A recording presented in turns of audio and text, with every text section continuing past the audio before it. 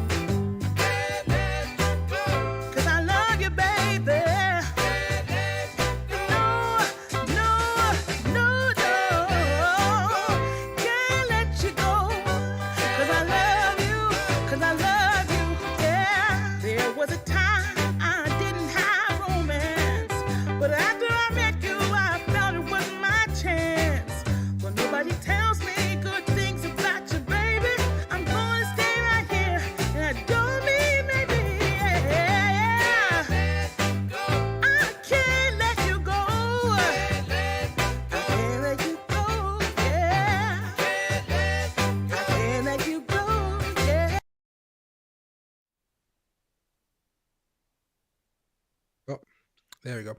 Hey everybody, sorry I had it mic just in case I was talking before the stream. Hope you guys are all doing okay. Bitcoin's had an interesting day, everybody. We'll talk about that as well as far as the Nasdaq and those price targets we set out yesterday. The market still looks okay. We might have a little bit of a rocky spot, but let's get into it. Hope you guys all had a very, very good Thursday though.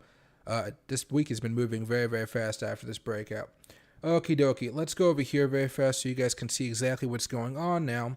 Probably should, how can I do this? I'm not used to making my screen so narrow, but let's try this out here, move my head around a little bit.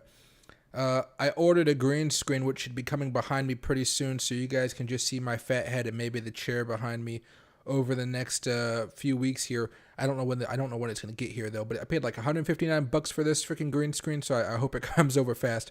But hey Jane, hey Pinto Beans, hey XTZ, hope you guys are all doing well. If you guys watched the video this morning, you guys know that I was hoping that we would manage to break and close above the 21,888 level today. And if we take a quick peek over here on the 5-minute chart, this, if I can draw a vertical line here, do I have, yeah, there we go. Right here is when we had the new day. You can see that we got pushed down just to make sure we didn't close above it because Bolts gave it one last effort. And unfortunately, we got beat down, so we did not actually close above that resistance level. So we don't have what you might call the W, right? So we've been hoping over the past few days that if I stretch this out a little bit here for you guys, that we might have a bottom, that neckline there, and then break out above, break out above that for a double bottom here. It looks like that's not going to happen right now unless whales come in to save us at this point in time. And that's going to be a little bit more, that's just going to be much harder for Bitcoin to do at this moment in time because we did officially get rejected off of this level here. We still have an opportunity, but it's going to take somebody with a lot of money to push us back up over here. So what happens next for Bitcoin? Let's talk about it. Hey, Square Bagels. Hey, Starscream. Hey, Mr. Pepin. Hope you guys are all doing okay. And hey, Blockchain Revolution. All right, there we go. Now, hey, Jake and Bake. So here's what's going on now, guys. I'm going to stick to my theory that because we got rejected from this level, unless whales come in here to save us, I think we're going to start to have a mini reversal here and start aiming to come back down to this 20-day moving average here. That means we might come back down to maybe 20, let's say 20,800, maybe as far as 20,700, and that's where things might get a little bit more difficult. I think the signal for today that would let you guys know, hey, we're most likely going into the mid 20,000s here, would be if we actually break down below the lows of yesterday. So if you just go over here, right, If we break down below this low right here, I think that's a signal that Bitcoin's going to look pretty nasty for maybe a day or two, and then we have another opportunity to have a boost into the market, then try to make another attempt at 22,000, breaking above that 21,088 level, and holding above it into close. If we go over here to the 4-hour chart, what might signal that little bit of a dump going on here is if we do manage to break down below that 20 moving average here on the 4-hour chart, just like how I was paying attention to very closely that 200 on the 4-hour chart. Now, since we're kind of headed back down now, unfortunately, that 20 is going to be the next big standoff moment here for bulls to try to mount some type of a stand to try to get a reversal here. I don't know if we're really going to hold this again unless whales kind of come in here and start rocking the shorts world. I'd be more inclined to say, hey, over the next day or so, I don't know how long it's going to take, I think we're going to break down most likely below the 20 moving average here on the 4-hour chart and try to hold the 50 here. I think this is much more reasonable. I think you could see some shorts enter the market here, see a little bit of a micro tank, if you will, and then from there we try to bounce off, hopefully off this trend line right here, also with a 50 moving average. It might be around that same price point. Okay, so that's what I'm hoping for it now. Something looks more like this, maybe a bounce off the 20, come down, and then eventually we try to do a curl like that, and then maybe we can have some type of breakout. If you guys want to see a more bullish outcome, perhaps I would say that if I go over here to the 4, where's my little arrow? There we go. Where's my trend lines at? I always move everything for my videos. There we go. All right, let's get the magnet over here. We do have the opportunity to get into some type of falling wedge here. That's a bullish pattern. So maybe if we can just hold on long enough, we have the opportunity to actually break out. Let's say sometime tomorrow morning-ish going into tomorrow afternoon to have a good Friday that leads us off into maybe a decent or very good weekend here. The only way I see us actually having a solid breakout and trying to have a surge like this, that's really going to be dependent off of the Nasdaq. Again, if you guys watch my morning videos, I kind of go over this stuff a little bit more in depth than I do here on the stream.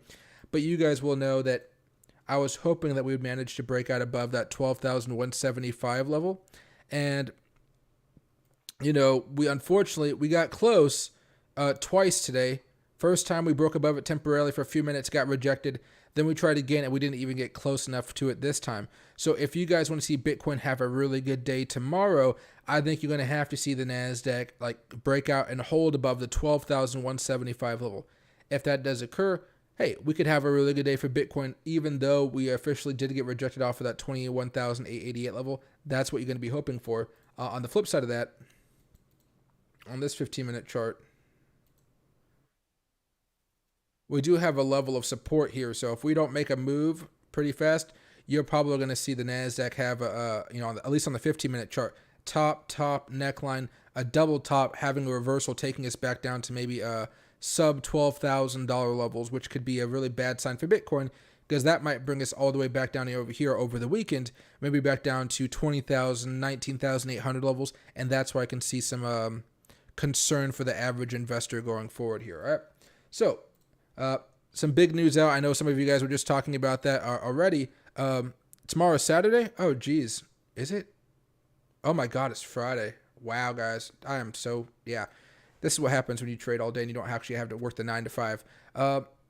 Is it really Friday? I'm glad I went to the bank today. I pulled out a bunch of money at the bank today, and I would have not been able to do it tomorrow. Never mind. Forget about the weekend stuff. That means we're probably going to have a little more of a negative weekend here, actually, just because we weren't able to close above that 18,000 or that 21,888 level. But anyway, going over some of the news today, I just saw this a couple hours ago. Elon Musk notifies Twitter he is terminating the deal. This was an interesting read. I encourage you guys to look at this if you guys want to. I just found it more of a little bit entertaining here, because he's ending the bid. He's not going to pay them for the full price for Twitter. He's like, you guys didn't give me the information about bots and things of that nature. And so he's like, hey, I'm out, peace, whatever.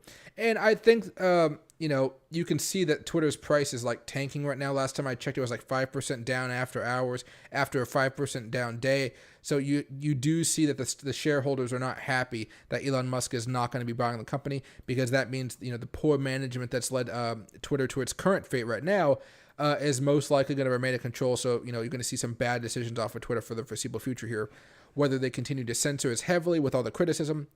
it remains to be seen here. It remains to be seen. But take a look on that news, guys. It's pretty big news. We also had Japan's former Prime Minister, President Abe, or Prime Minister Abe.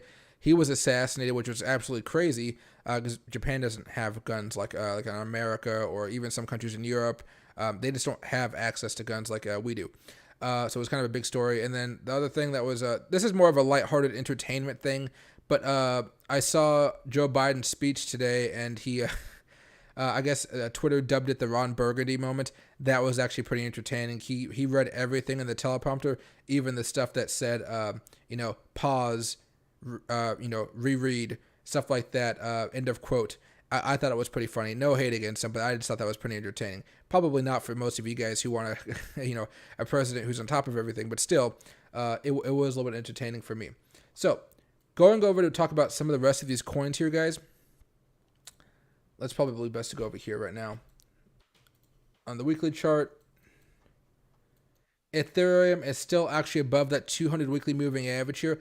I think if you want to see Bitcoin make a stronger move, you would probably over the next 1 day and 23 hours want to see Ethereum actually close above this 200 weekly moving average, and hopefully Bitcoin if it can. But right now, you're still seeing that this Fibonacci level here, while it may have held up on the may have not held up so well against the day chart, the weekly chart is where this thing is holding up strong and being a very strong level of resistance for Ethereum. As far as everything else, like Dogecoin and such, you're starting to see a little bit of a slowdown here. Dogecoin's 20-week moving average is still very high up, so technically we still do have room, or a lot of altcoins have room to run up over the next few days here. But again, I guess now we have to worry about the Monday opening up of the market, and hoping that the Nasdaq can have a really good time here. All right, let's go back over here. On the daily, Dogecoin's about to get squeezed here, guys. Probably down since Bitcoin's looking more bearish today than it did yesterday. But,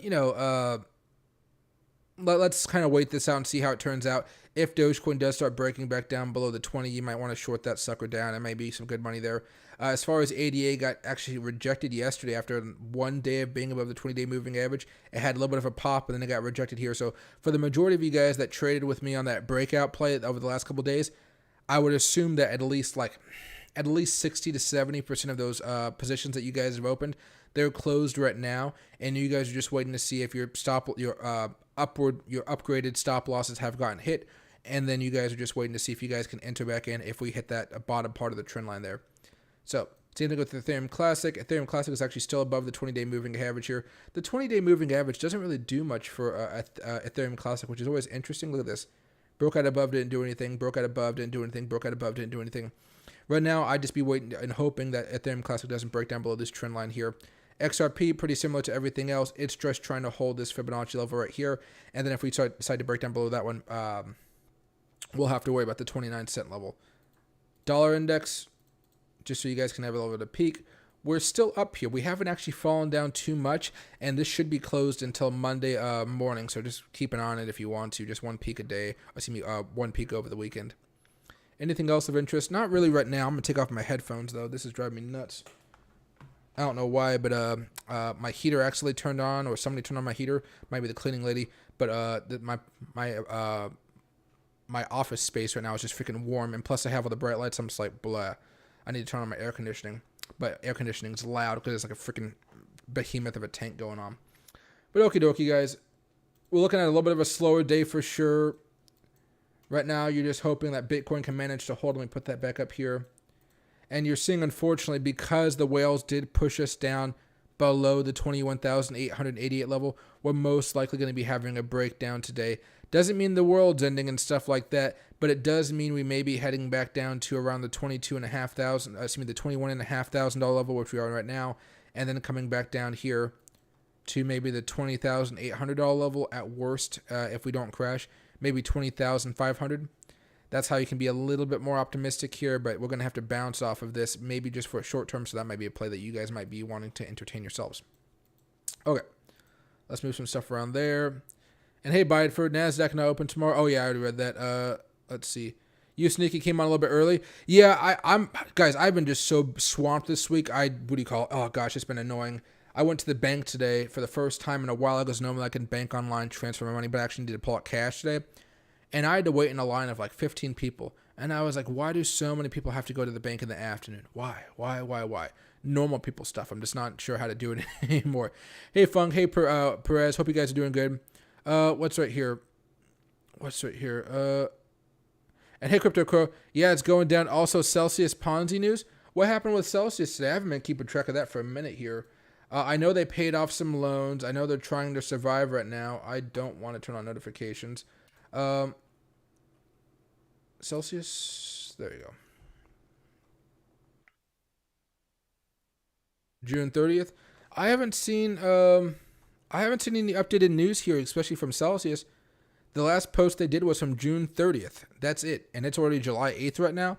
I haven't seen any new news. If you guys find anything, let me know, and I'll be happy to read it out loud to everybody. But Celsius is still making moves. As you guys know, Voyager is still trying to make some moves here. It's getting a little bit more, what would you call it? A little bit more wonky with a couple of the exchanges out there. The good thing so far is that we haven't had any major... let me move something over here very fast, guys. We haven't had any major new exchanges saying, "Hey, we're going bankrupt. We can't afford to keep on paying everybody," that type of stuff. The majority of other exchanges out there that are still fairly stable, and we haven't had any more depeggings, at least from what I've seen. Let's see. And hey, Michael, happy to see you back, man. I started to question what date it is too, guys. I'm surprised. I thought it was Thursday because my mom said something about dialysis today, and she only goes to dialysis on Tuesdays, Thursdays, and Saturdays, and so I just thought today was Thursday. Yeah, I'm really surprised. Yeah. Oh, well, my days are all over the place, so you guys will know that. That's the kind of the crazy thing about Bitcoin, but unfortunately, as you guys know, Bitcoin and the Nasdaq go hand in hand these days here. Let's see. And hey, Jane. Oh yeah, the wooden gun. Yeah, I was surprised. I don't know how that assassination happened. I feel bad for the Abe guy, obviously, because passed away now. But yeah, the world's getting a little bit crazier, you guys. The world is definitely getting a little bit crazy here. Bring Jung video. I don't know what Jung video is. I don't even know who Jung is. But let me know. Hey Fung, please check out CGLD. What's CGLD here? What the heck is no thank you here? There we go. CGLD for gold. Oh, it must be the Coinbase one.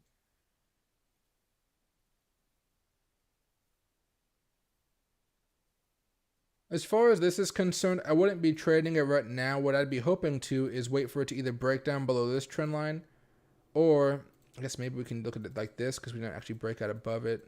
Anything else here that might have been a little tip? That's a nice breakout, but yeah, probably here. I'd be waiting for it to either break out above this trend line right here, or I'd wait for it to break down here before I actually take a position.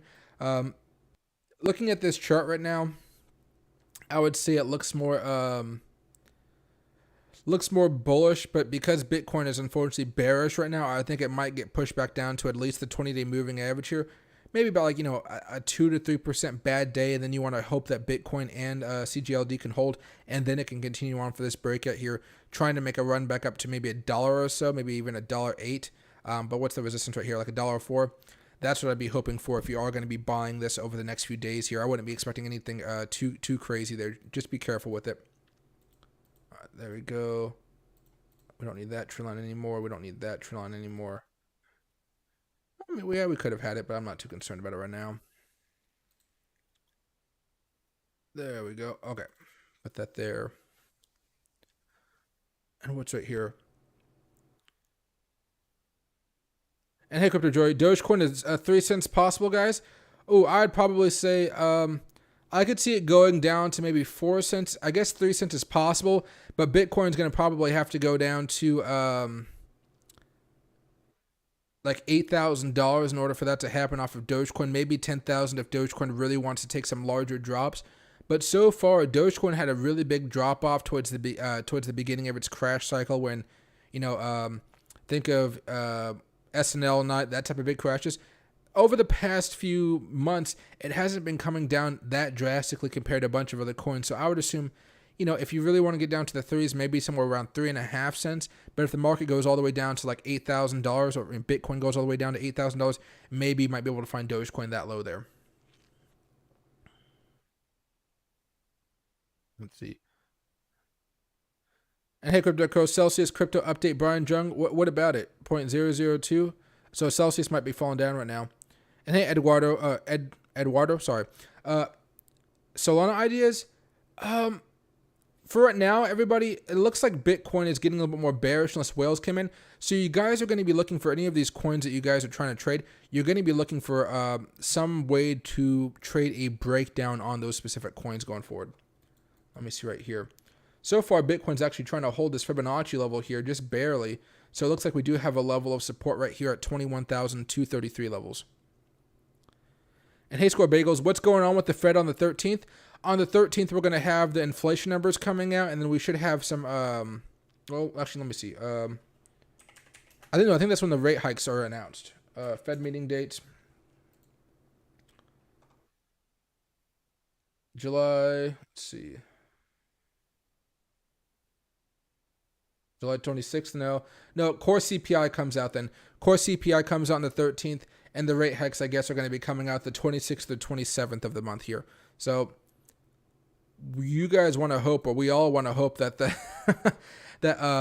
the inflationary numbers are meeting expectations or hopefully doing better than expected. That way, maybe Jerome Powell doesn't have to be as aggressive with the rate hikes, and therefore that should help out the market a little bit. Because what we've seen over the last few rate hikes here over the past, 2 months, when he raises rate hikes, sometimes we even have a little bit of a boom, and then the following day is when all hell breaks loose and we start crashing back down. So you might see a crash sometime towards the end of the month here, so just be careful of that. If the core CPI was bad in the first place, and then you see that Jerome Powell has to come out and maybe do at least a 75 basis point rate hike, that may be something interesting to keep an eye on. And always, Eduardo, hey, Miss K, happy to see you back. And hey, Alan Time. I thought this was sure Doge was really going to dump today after Elon news, but it did for a little bit, but came back up. Yeah, it's I think because I don't know. I never thought that Elon would actually put Dogecoin into Twitter personally, but I know enough people did, so people would trade off of that news, I guess you would say. The new, like here, let me go over this.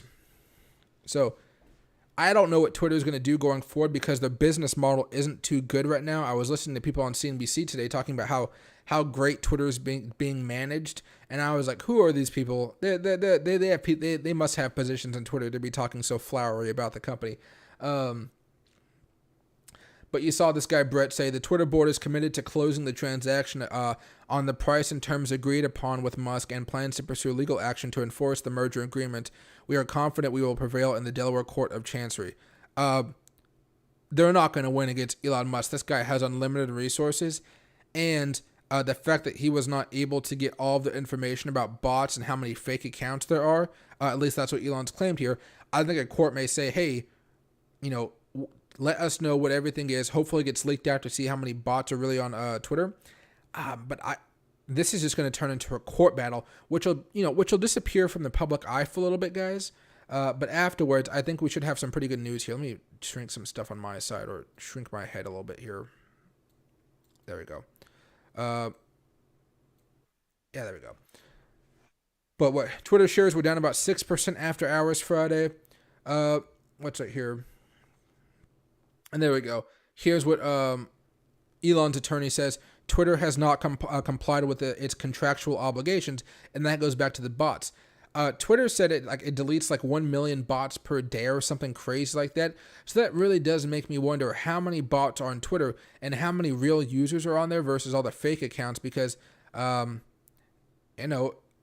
they can't control the bots, people's opinions can be influenced very quickly, especially if you guys are looking at the trending page and stuff like that. Oop, Loki fell asleep and he's like, woof. Let's see. Oh, excuse me. Twitter has failed or refused to provide this information, Ringler claimed. Oh, sorry, missed a whole paragraph here. Ringler claimed that Twitter did not provide Musk with relevant business information he requested, as Ringler said the contract would require. That's where there's going to be a legal battle here. Battle here, Jesus, guys. Musk has previously said he wanted to assess Twitter's claims about 5%, that about 5% of its monetizable daily active users are spam accounts. Twitter has failed to or refused to provide this information, Ringler claimed. Sometimes Twitter has ignored Mr. Musk's requests, sometimes it has rejected them for reasons that appear to be unjustified, and sometimes it has claimed to comply while giving Mr. Musk incomplete or unusable information. Ringler also charged in the letter that Twitter breached the merger agreement because it allegedly contains material inaccurate representation, so that means they lied, I guess. This accusation is based on Musk's own preliminary review of spam accounts on Twitter's platform. Twitter has said it's not responsible to calculate spam accounts from solely public information, and that a team of experts conducts a review to reach the 5% figure. Okay, so I'm not going to go too much deeper into there, but that is going to be pretty big news, and there was a reason why I guess it caused Dogecoin to have a little bit of a dip today. What did Dogecoin do? Let me go to the 5. This dip right here earlier today is what I'm guessing what you're talking about. That's what. Maybe this one here today got a lot more rocky. Right now, the Dogecoin looks a little bit more bearish on the 5-minute chart. Let me squeeze this up above. You guys can just see a trend line going from here to here to here. Looks like we're more likely going to break down out of that instead of breaking out of this trend line right here. Either way, it'll be a good trade. But yeah, be careful with Dogecoin right now. Just finished off a double bottom though. Bottom, broke the neckline. If you guys bought it right here, so far you guys are making some small profits. But this is more of a day trade on the 1-minute chart, of course. There you go. Same thing with Bitcoin. Bottom, neckline broken. Let's see how much higher we can go. But these are usually going to be shorter term time frames, right? There we go. What's going on right here? I totally forgot it was Friday, guys. That explains why not many people watching the stream. Everybody has something to do on a Friday. Well, most of us. Let's see. And hey, Blockchain Revolution. I don't know how much of an impact it's going to have. I don't know much about the Asian markets. I think it's not going to hurt it as bad as it would have been if he was still the prime minister. From what I understand, he's he's the former prime minister who resigned just due to health complications. I think he had some type of terminal illness, or not terminal, but something that comes back over and over and over again, but it's not like killing him or something like that, whatever it may be.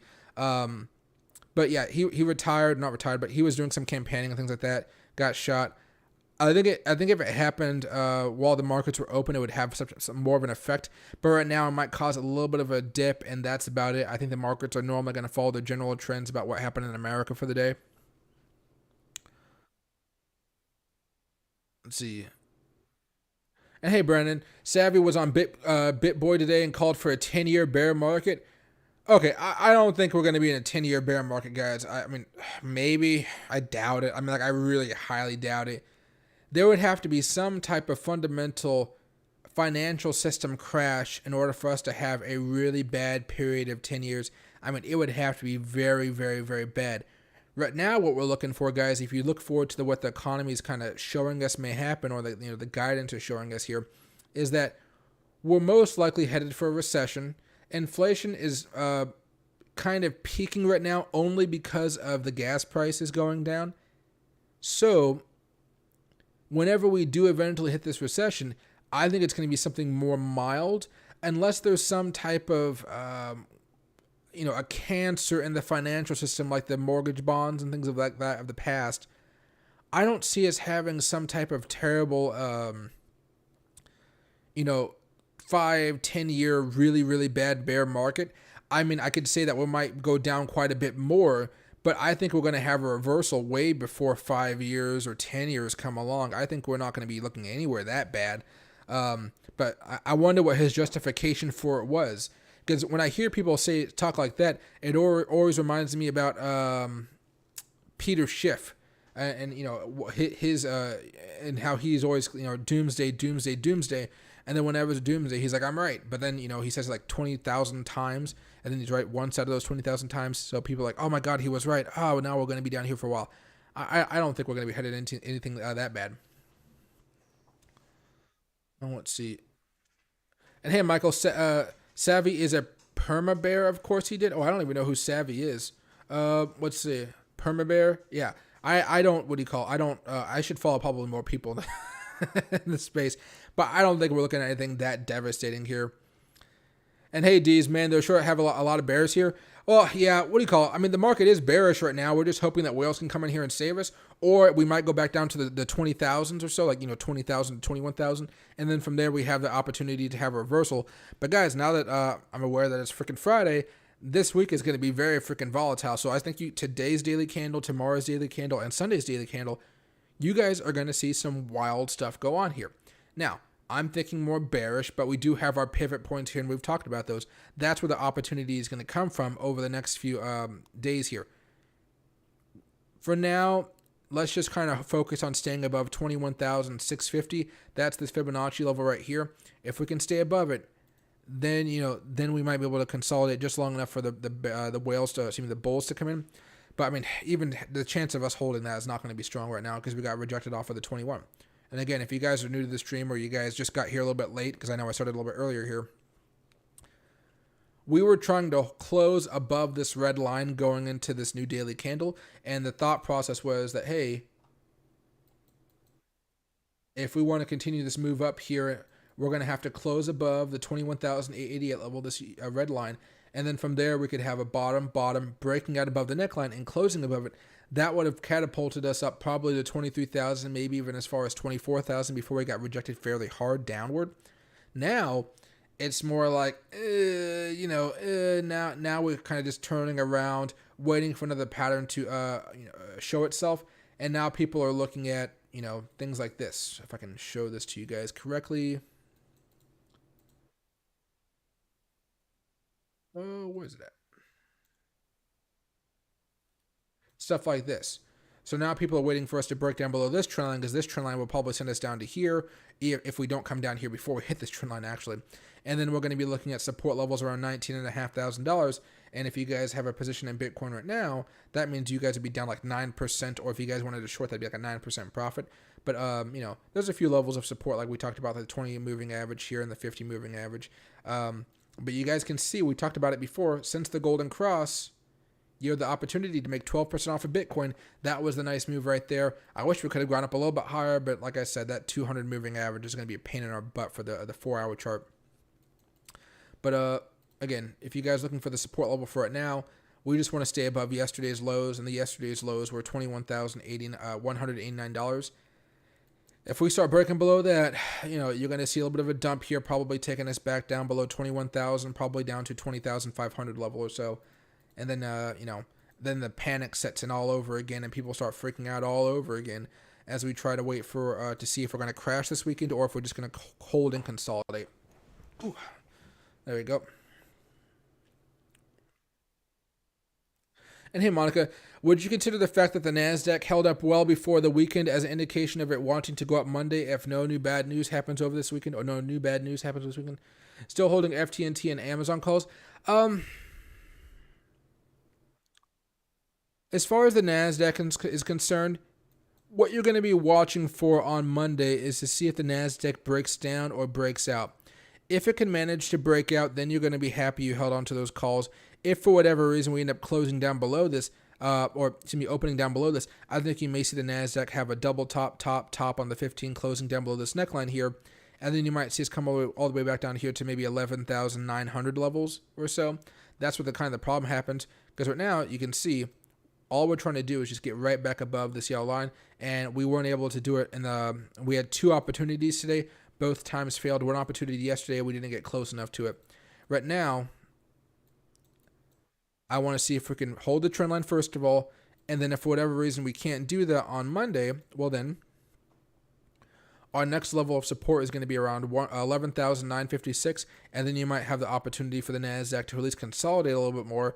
But consolidation for calls and options, it doesn't really do you much good because the theta is just starting to drain on the value of the options, right?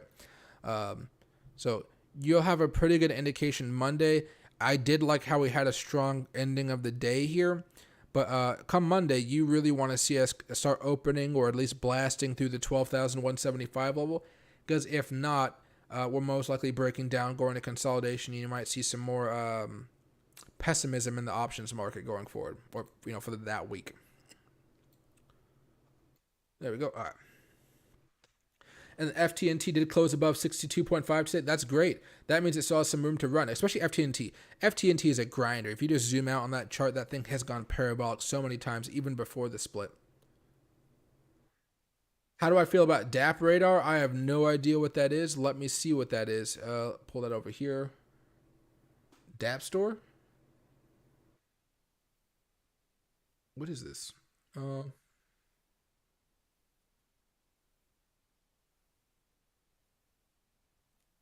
I have no idea what this is. I wish they had an about section so I could actually learn what they are. Do they not have an about section? About us. There we go. We want to make exploring, tracking, managing dApps insightful, convenient, and rewarding for all.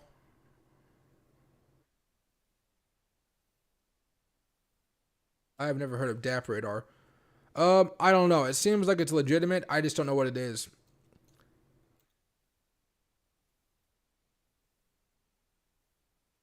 Let's see. Okay, that loading time is not going to work with my short attention span. But it seems fine to me. I don't know what it is, but it looks like it's legitimate if that's what you're asking. But I've never used it before in my life. Oh, what's right here? And hey, Plutonian Catalyst, a fake W. It's only it is a W, but it didn't break out. So since it didn't it broke out, we're getting rejected right now. That's why we wanted to close above the 21,888 level, because that was the level of resistance. That was the neckline that we wanted to break in order to continue the surge up. We didn't do that. The candle, the daily candle closed right here. And so you saw the whales push us down to make sure we did not close above that 15 minutes before the end of the trading day here, or before the end of the daily candle. And they did a really good job about that. Nobody stood in the way of those shorts once they started hammering Bitcoin down, unfortunately. Let's see.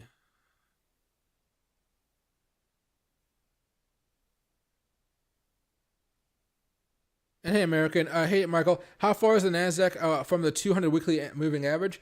We're not too far away, but a lot better off than we were a few days ago. Oop, I don't know why I did that. There we go. What the heck? Okay, there we go. Let's double click that. There we are. Now let's go over to the daily chart so I can actually look at a little bit more of the line here. Let's end this off here. We're about like 10.5% away from that 200 weekly moving average. We've had a nice little pop here over the last few days. What you're looking at right now, though, is about $1,265. That's what you're looking at as far as how far we are in like a number form there. One of the interesting things here as well is if I get rid of these other trend lines here, because we don't need to use them all the time. Let me get rid of this one right here. We might have an opportunity to have some resistance levels right here. So maybe we're just in a rising wedge and eventually we break down, but we won't know unless we can manage to break out above this double bottom here and have a surge on the Nasdaq and start moving us back up here towards the mid 12,000 levels or so. But right now, depending which pattern you're looking at, Monday is going to be a make or break day for the market. Hopefully we can break out. That'd be very, very nice. We'd all be very, very happy to see Bitcoin and the Nasdaq go up. If we get rejected off of this tomorrow, Monday, then most likely Bitcoin's going to have a rough next week as we probably try to go back down to the 19,000s or so. And, again, that's not going to be fun for anybody involved. Not going to be fun for anybody involved there. And hey, NS, cup and handle in the 4-hour chart.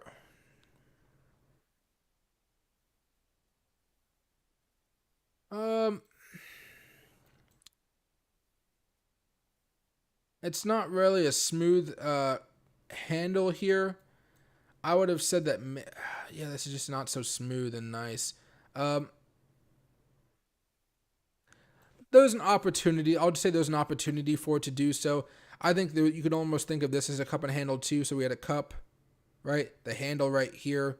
And then all of a sudden we started popping back up. This part right here is the part I don't like about that theory. But as long as we don't fall 50% from the bottom of this cup from the high, then you could consider this a cup and handle play. So what do I mean by that? I mean that from low to high, this was about $4,000 or $3,900. So if you go over here and just do 39 divided by 2, you don't want Bitcoin to drop more than 1950 from the highs right here. So if we go over here to Bitcoin, lucky for you, 1950 is right by our support level here on this trend line. So if we actually break down below this trend line, then that cup and handle theory would go out the window really, really fast. But that does give you a little bit of room. So hopefully, if you want to think of it that way, you want to curl up. That means you're most likely going to want to buy somewhere around the $21,000 level. And then from there, just hold on as it potentially goes down a little bit lower and grinds down. And then you want to wait for it to kind of bounce up. And then you can, sell some of your position as it approaches the 200 moving average on the 4-hour chart. But if you were to buy down here around like 21,000, your stop loss is going to be around 2.5%, most likely, maybe just 3% to call it safe. So it's an okay trade. You're going to be hoping that if you buy around that spot as well, you're going to be looking for maybe 4 to 5% profit, maybe 6% profit if you're lucky. So you could always buy an altcoin instead of Bitcoin if you want to look for more profit, but also you're going to be looking at a little bit more risk as well. But yeah, a little bit there. I'm thinking of this right now more as a double bottom that got rejected, and now we're in this little pattern where we are. Let me see if I can go to the daily chart and do this.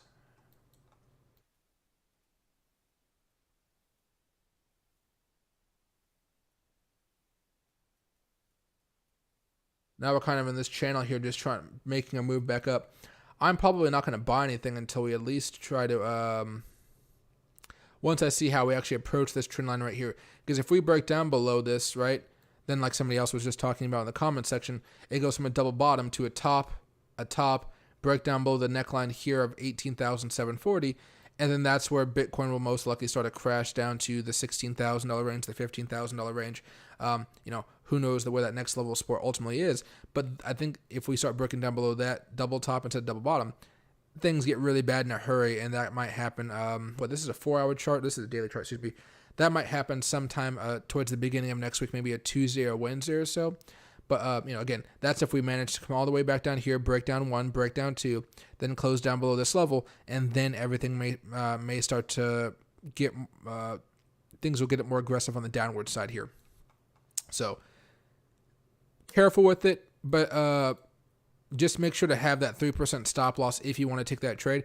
Because I think right now, while I think you could call it a cup and handle, it's just the fact that we're dealing with a potential double top and a potential double bottom here that makes this kind of a little bit more confusing to trade. But watch how this trend line is affected here going forward. Probably best to look at it on a 4-hour chart. Until then, as long as it doesn't break here, you have the opportunity for that reversal there off of a cup and handle. Just remember, 3.5%, 3% stop loss. Back over here. Breakout, boom, all right. Back to the 1. There you go, all right. And what are you guys voting on so far? So far, 31% say green, 44% said red, and then 25% said flip a coin because you guys don't know. I completely understand that last one right there. This is going to be a very interesting weekend. Technicals say down, but the weekends, have a way of having the whales come up and messing up everything for the people that like technical analysis, just like myself. What's right here?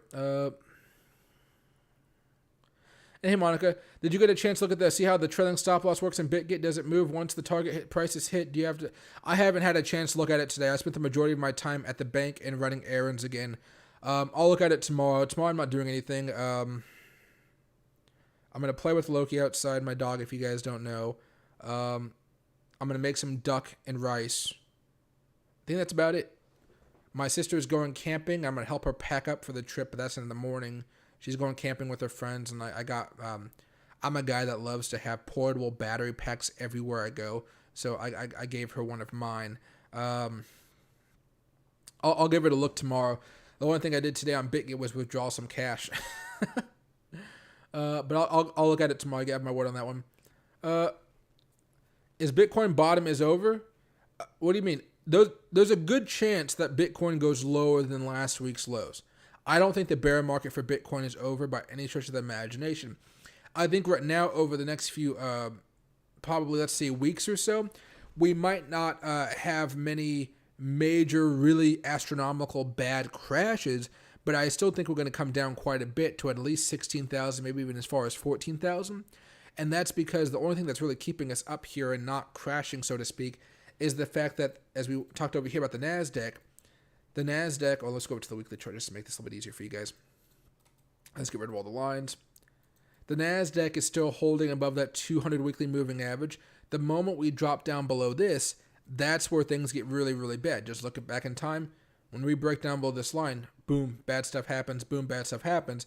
And I think the economy is bad enough at this point where it looks like eventually we're going to drop down below this level. Right now, we're just starting off a little bit of a bounce. Once we come into contact with this, that's when you guys will have much more certainty to say, hey, wow, Bitcoin looks like it's going to crash. Nasdaq looks like it's going to crash. The whole market looks like it's going to crash because, excuse me, guys, of Bitcoin. I'm make sure my head's not. Actually, let's go to the monthly chart. Don't want my head to block all this off for you guys. But once the Nasdaq starts moving back down below that 200 weekly moving average, if the Nasdaq's going down, if the SPY's going down, if the Dow Jones is going down and crashing, I would assume that Bitcoin's going to be right there with them crashing too. Maybe Bitcoin doesn't crash as much, but going off of history here, during the dot-com bubble, Nasdaq crashed about 64%. Over here in the 2008 financial crisis, the Nasdaq dropped about 40%. So let's just say that, that if we break down, like let's say we're not even that bad. Let's just say we go down 20% from the time we break down below. That would take us back down to $8,500 for the Nasdaq, which wouldn't be too good. And if we kind of zoom out here for a second, from high to low, in the first time we dropped down 83%, 83. Financial crisis from high to low over here, we dropped down 55%. Over here, right, if we hit that 8,500, that'd be around 50% market drop right there, which I think is realistic for what we're looking at. So that means if we do drop the extra 20% from that period of time, let me go back over here to the daily chart. I know it's a little bit cluttered over here. Forgive me. But I think that would mean that Bitcoin, let's say Bitcoin probably would start that right there at the same time. That means Bitcoin would at least come down to like $14,000 or so. And because Bitcoin's more volatile in the first place than the Nasdaq, SPY, and Dow, I can see the Bitcoin coming all the way back down to maybe $11,000, $10,000 if it really wanted to. And then maybe we bounce off of this Fibonacci level, the 4-to-1 Gann fan. These Gann fan levels have been really instrumental to finding some crucial bouncing opportunities. Which ones are my Ganns? I have a bunch of Gann fans. You guys know that. But let me go over here first. Maybe we have one on this chart. Weekly chart? No, we don't have one here. No, we don't have one here. Let me see on another page. Let's go to updates, main Bitcoin Ganns. Here's one right here. Which one? Okay, I actually moved some of these, but that's okay. Let's go over here to the daily one. We're trying to hold above these each week. We tried to close down below this in the weekly chart. We were not able to. We got a boost at the last second. Over the past few days, we're going to try to close above this one. We might get squeezed back down. We're trying to figure out if we can close above this or not. So let me see right here. Managed to hold barely. We're going to try to manage to hold this one. But the moment we close below this one on the weekly chart, that's going to be very, very bad. Also, we have the higher lows here. Higher low, higher low, higher low. Kind of a lower high. No, we have a little bit of a difference in highs here. But, overall, this chart still looks pretty bearish. I don't know where the other Bitcoin chart is. There's a chart I have specifically that has the Gann fans. This is main Bitcoin Ganns. When we broke down below the 2-to-1 up here, that was the big move that really cascaded all of this because we had never fallen down below this line since 2015, since it was established. That's why this drop was so impactful. Where is the, what do you call though?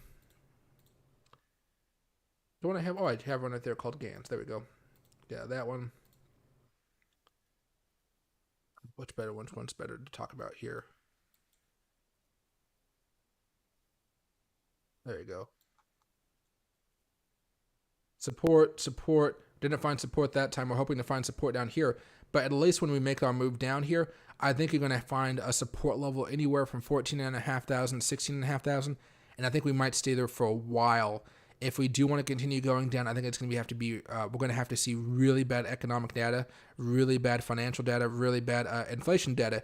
If we want to break down below the $14,000 level and start heading back down to 10,000 and so, you're going to have to see a lot of bad data coming out there. And hopefully the recession wouldn't be too bad, because if the recession's bad, then of course we're going to go down that far. I need to find out where all my Gann fan levels are. I haven't looked at these in a while here. What's this one right here? Managed to hold for a couple weeks. We closed down below that one. This was the surprising thing. normally, you guys know, once we close down below it, bad things happen. But we found an unorganic bounce, and that kind of has to go with, unfortunately, the Nasdaq here. Let's see. And here's the breakdown that we saw earlier from the 2 to 1. These ones a little bit better for support, but yeah, it didn't work out that time. I think there was another Gann level right here, as you guys saw. Which one? Oh, it's fine. All right, there we go. But no, I think we're going to definitely go lower over the next few weeks here. Definitely go lower. I don't believe we found the bottom yet. I think Bitcoin still has a lot of pain left in it. And, it's unfortunate, but do you guys see the economy turning around anytime soon over the next 2 months? I don't. Until I start to see inflation come down, and that might mean that, in August, maybe we have some good information, some good news, maybe even September, that's when you might start to see stagnation as we stop dropping, but that doesn't mean we're going to start curling back up.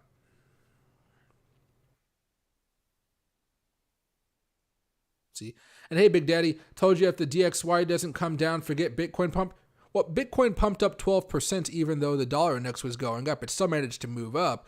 It's just that right now we're hitting those levels of resistance like the 200 moving average. The 200 weekly moving average on Bitcoin and the 200 moving average on the 4-hour chart. But Bitcoin still managed to pump up. We were liking that. So what we were looking at over the past few days here was this golden cross right here. Just like we had a golden cross here, we had a little bit of a move up. Let me show you guys. We're at the point of the golden cross. If you buy, you had a chance to make, not you guys wouldn't have made, but you had a chance to make 10% off of Bitcoin. Altcoins, you guys know is going to be more. Right here on the golden cross, if you bought right there, you had a chance to make about 12.5%, 12.73, whatever. And then going back over here to some of these other golden crosses, you see the golden cross there happened. You would have been able to see that little bit of a bump from this day up to here. And over here, that's where that trap happened, actually. But that's what we're looking for, that golden cross. That was a nice move. So we did pump up, right? This is a 4-hour chart, but if I go over here to the daily chart, right, over the last few days, we managed to have a pretty nice move up 20% for Bitcoin. The thing about it is if we go over here and I can find the dollar index in my watch list, right? Oops. You guys can see on the monthly chart, it looks pretty nasty. But on the daily chart, we were still pumping up in that same time frame. We were still moving up. So it was weird. That's what made it so weird, actually, that the dollar index was pumping and Bitcoin was pumping, because normally it's one or the other. It's not the same. All right, so if I were to, what's a better way to show this to you guys? Actually, let's just get out of this one. So this is the daily chart for Bitcoin. And let's go over here to, oh man, I did it. I shouldn't have done that. Oh, snap. Oh, no, fix it. Phew. Watch list. Dollar index. Okay. See, side by side, they're both pumping. That's what was so weird about this whole move here. And again, if you want to go from the lows over here, not even the lows from the crash, but just right over here where we had a little bit of a dip, Bitcoin rallied 21%. And you did see the dollar index in that same time frame. Let's just go from here, make it easier for us. So 5 days, 20% for Bitcoin. And let's just go here for 1, 2, 3, 4, 5. In that same time frame here, you saw the dollar index shoot up 2.5%. That's pretty crazy. That is pretty intense. And so it's nice to see it kind of working out that way, but it's weird that it is working out. Because overall, guys, I know we were trading this breakout and we took our positions. We sold off most of them. Some of you guys still have some positions in there. That's awesome. But Bitcoin did pump up even as the dollar index was going up, and that was one of the things that was kind of weird here. I think what you may be talking about is how, since the dollar index kind of pumped up, it may have limited the growth or the breakout potential of Bitcoin, and I think that's partially true. But I think it had more to do with the Nasdaq, unfortunately, because the Nasdaq wanted to be annoying and not break out above that crucial resistance level that we had been trying to break out for a while now. I had a little bit of a double top there. Possibly go back to the 1 minute chart. Yeah, the dollar index has been really tricky. But I think what's going on with the dollar index, though, is because other currencies, other world currencies are crashing like a rock. Remember, guys, where can I go back over here to watch list? I know a lot of you guys don't do Forex trading or anything like that. Euro. Let's just go to the weekly chart so you guys can see what I'm talking about. The euro is falling off of a cliff. The euro is €1 is worth $1 and $1.1.8 or 1.018 cents. It hasn't been that low since 2002. That's how bad the euro is doing right now against the dollar. The pound, it's down to 120 per the dollar, and it hasn't been that bad since 2020, since COVID. And before then, if we find the lows here, it hadn't gotten that bad since 2016. So the pound isn't doing as hot, but that's mostly because of the Brexit stuff going on. And now, Boris Johnson, I think, just resigned too. So there's a lot of hecticness in the world right now. And then, of course, the Japanese yen. This is the dollar against the Japanese yen. So as the dollar gets stronger, the yen is getting weaker. The yen is getting very, very weak here as well. And you're seeing the dollar just absolutely freaking tear from week to week. This is a weekly chart, of course. It is tearing up the yen right now. The yen's in a lot of trouble. Now, there's a bunch of other currencies out there. A lot aren't as bad as this. But guys, yeah, it's the U.S. dollar is just rocking. But the other currencies themselves are just having some issues. And that's because Europe isn't raising rate hikes as much as the United States. Guys, the Federal Reserve is just booming through these rate hikes. Other countries aren't being as aggressive as us. I hope you guys understand that. But that's because we really want to get this inflation tamed down. We really want to stop this. And I don't think other countries, how do I say this in a very nice way? It doesn't even have to be nice, but Europe is dealing with a lot of problems because of the Ukraine-Russia conflict. And they can't just inflict pain on their economy like we can, because our economy is just so much more robust and stronger than the European one is. So as we can kind of say, hey, get ready for a recession, we're going to really put the hard stop on everything like that, Europe can't really do that the same way we can, because their foundation isn't as strong, because, the majority of our companies are kind of all over there. So you're going to see the dollar index probably continue to rise up here over the next few, let's say, month or two, especially as we see more rate hikes. But I don't even know, guys. Let me see if I can find this out. Rate hikes, Europe. This may give you some, illuminate some of your questions. There we go. Eurozone inflation hits record 8. Eurozone inflation hits record 8.6% as the European Central Bank prepares for its first rate hike in 11 years. First rate hike in 11 years. And that's from July 1st. July 1st, right? So they're not moving nearly as fast as we are. They are not moving anywhere near as fast as us. Once they start raising rates pretty consistent, like month after month after month, I think that's when you're going to see the dollar start to come back down. And then that's when you might see Bitcoin have a more stronger upward move, where you might actually start thinking that, hey, maybe now we found the bottom. But that might take a couple more months before things get that bad out here. But yeah, I mean, what do you call it? They are moving very, very, very slow over there. I don't know why. I'm assuming it's something to do with the Russia-Ukraine conflict. But Europe is at a snail's pace for the monetary policy right now, and they're going to pay for that, or they're paying for it now. I mean, right? If they want to buy something from America, it's going to be more expensive. If they want to import stuff from America, they're paying a huge fee for that now, because their currencies are crashing compared to the U.S. dollar. Back over here, 1 minute. There we are. And hey, Marcus, I'm doing well. Thanks for coming back, my man.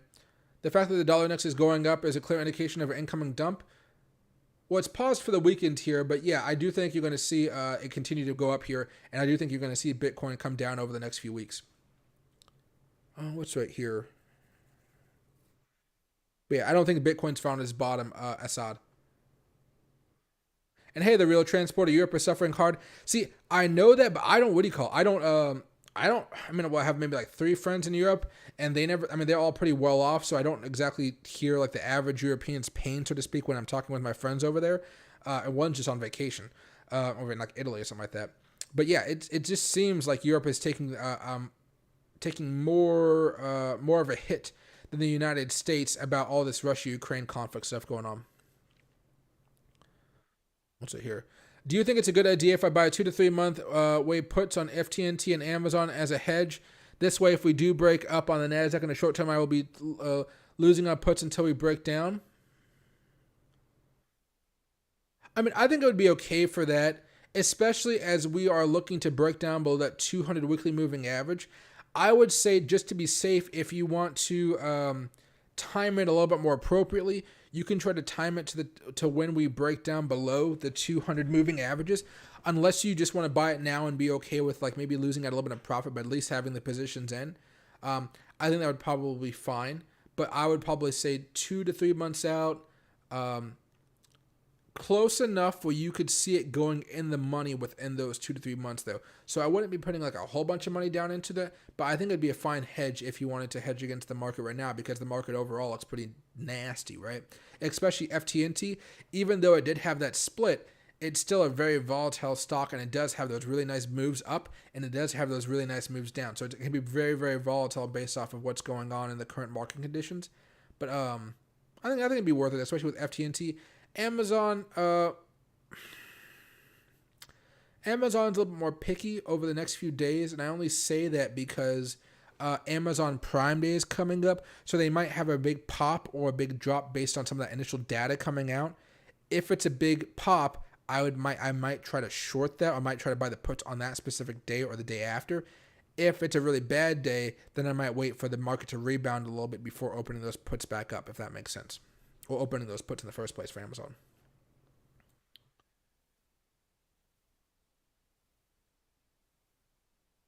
Let's see. It depends on how far. It depends on how far out you want to have those calls, though, or how far out of the money you want to have those calls. So normally hedges, they're going to be more in the money than if you're trying to go than the actual position you're trying to make money off of. A hedge is usually in the money. But I would say right now, because the overall market does look so bad, I would consider just having it be out of the money, but somewhere realistic where you can see the market come down to that level, right? Which can be very, very easy for it to do, because if the market does break down below that 200 weekly moving average here, where's the Nasdaq at? If we break down below it, just like all the other times in history, I mean, bam, bam. You're probably going to make a lot more money off of those puts anyway than those calls. You're just going to have to wait to see how long we bounce. And that's why I was saying, for the most part, a safer strategy would just be to wait to see what happens if let me move this little microphone over here, if the Nasdaq actually breaks down below. Because once we break down, the week we break down below it, we don't get back up anytime soon, right? We closed it up this week. This is the first week we officially closed down below the 200 in 2008 financial crisis. Boom, boom, boom, boom, boom, boom, boom. Now over to the dot-com bubble. First week we dropped down below right here. Boom, boom, boom, boom, boom. A little bit of a recovery, and then tank, and then tank, so to speak. So depends. We're most likely looking for something more like the financial crisis. It's not so drastic and ugly. Because I think you guys can see this. Probably best to go back to the monthly chart. From peak to low, during the crash, the market lost 83% of its value. I don't think we're going to lose that much. The financial crisis, we lost about 55% of our value. If we just lost 55% of our value this time here, just 55, maybe we go lower, who knows? But here, let me show you guys both scenarios. 55% means we go down to $7,500 from $1,200. If we lose 83% of our value this time, which I don't think is going to happen, I mean, that's taking us all the way back down to 2,800, which is the level we were at. What was that? Back over here in 2014. That's a lot of gains being left, being just annihilated there. I don't think it's going to be that bad. At least I hope it's not going to be that bad. But again, I guess we're definitely going to have to see. I just don't think that. I mean, I believe we're going to be going into recession, guys. I just don't see it as a recession that you're going to see like mass homelessness on the streets and the world falling apart. I think you're probably going to see some riots and some bad stuff, but I don't think it's going to be some type of catastrophe moment or even anywhere close to the financial crisis, because it's just,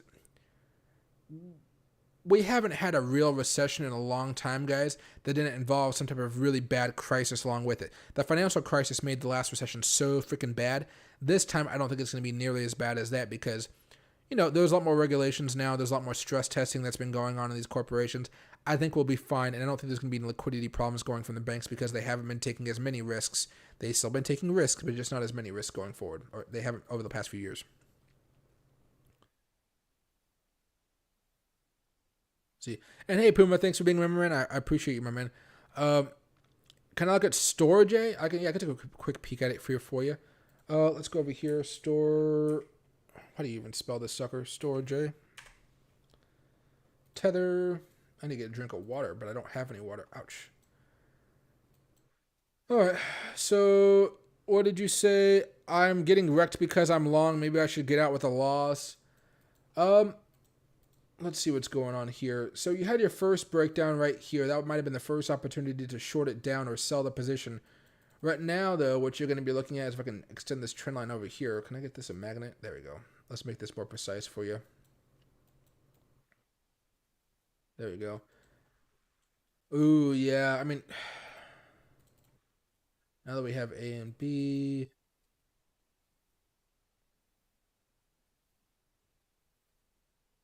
any chance it could break out above this anytime soon? I doubt it, but let me give it a peek. Oh, look at that. Rejected right there on cue. Yeah.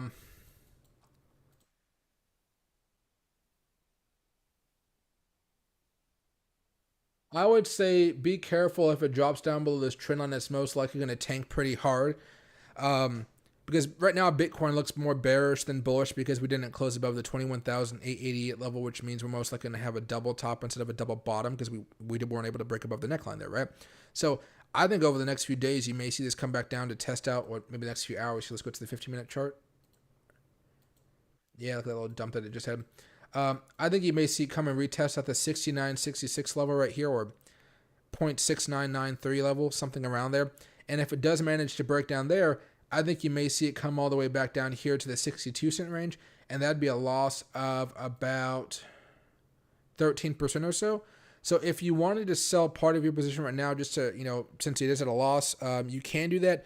What I would suggest is think about your position right now, the good and the bad, what you kind of see from it. Right now it looks more bearish than bullish, obviously, but have yourself a stop loss in mind. So that means, if it hits this level, you're going to sell it at a loss and be done with it. What I recommend here on this channel is I kind of teach as well as just kind of do trading with you guys and stuff like that, talking about breakouts. Every single time you make a trade, and I mean every single time, you need to have some type of stop loss on that position.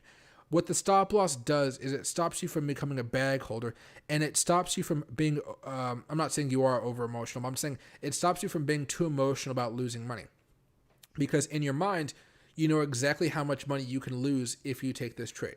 So for an example like this one, if your stop loss is 70 cents right now, you're only going to lose as much as that 70% move would make you lose money. I don't know exactly what that percentage might be, but let's say it's a 5% stop loss at 70 cents. You at least know that no matter what happens, if you go to bed and you wake up and the market's really, really bad the next day, you've only lost 5% of that position. You always, always, always need to have a stop loss. I don't know if I still have it because I've been giving it to the people that have been signing up for my consultations meetings, because I don't know if I still have it on here, but let me see if I can find it for you guys. If it's on here, you guys can use it before I take it off tomorrow. Let's go back over here. Let's go to the description. Oh, I still have it here. Yeah. So right here, you're going to see a little thing that says free trading journal, basically. I would download this before I take it off tomorrow because I'm going to take it off from all of my my pages here pretty soon. I've given ample opportunities for everybody that watches the channel regularly to download this for free. Basically what it is, it's a trading journal that you guys get to set up, or it's already set up for you guys. Oops, let me turn off this 0 here.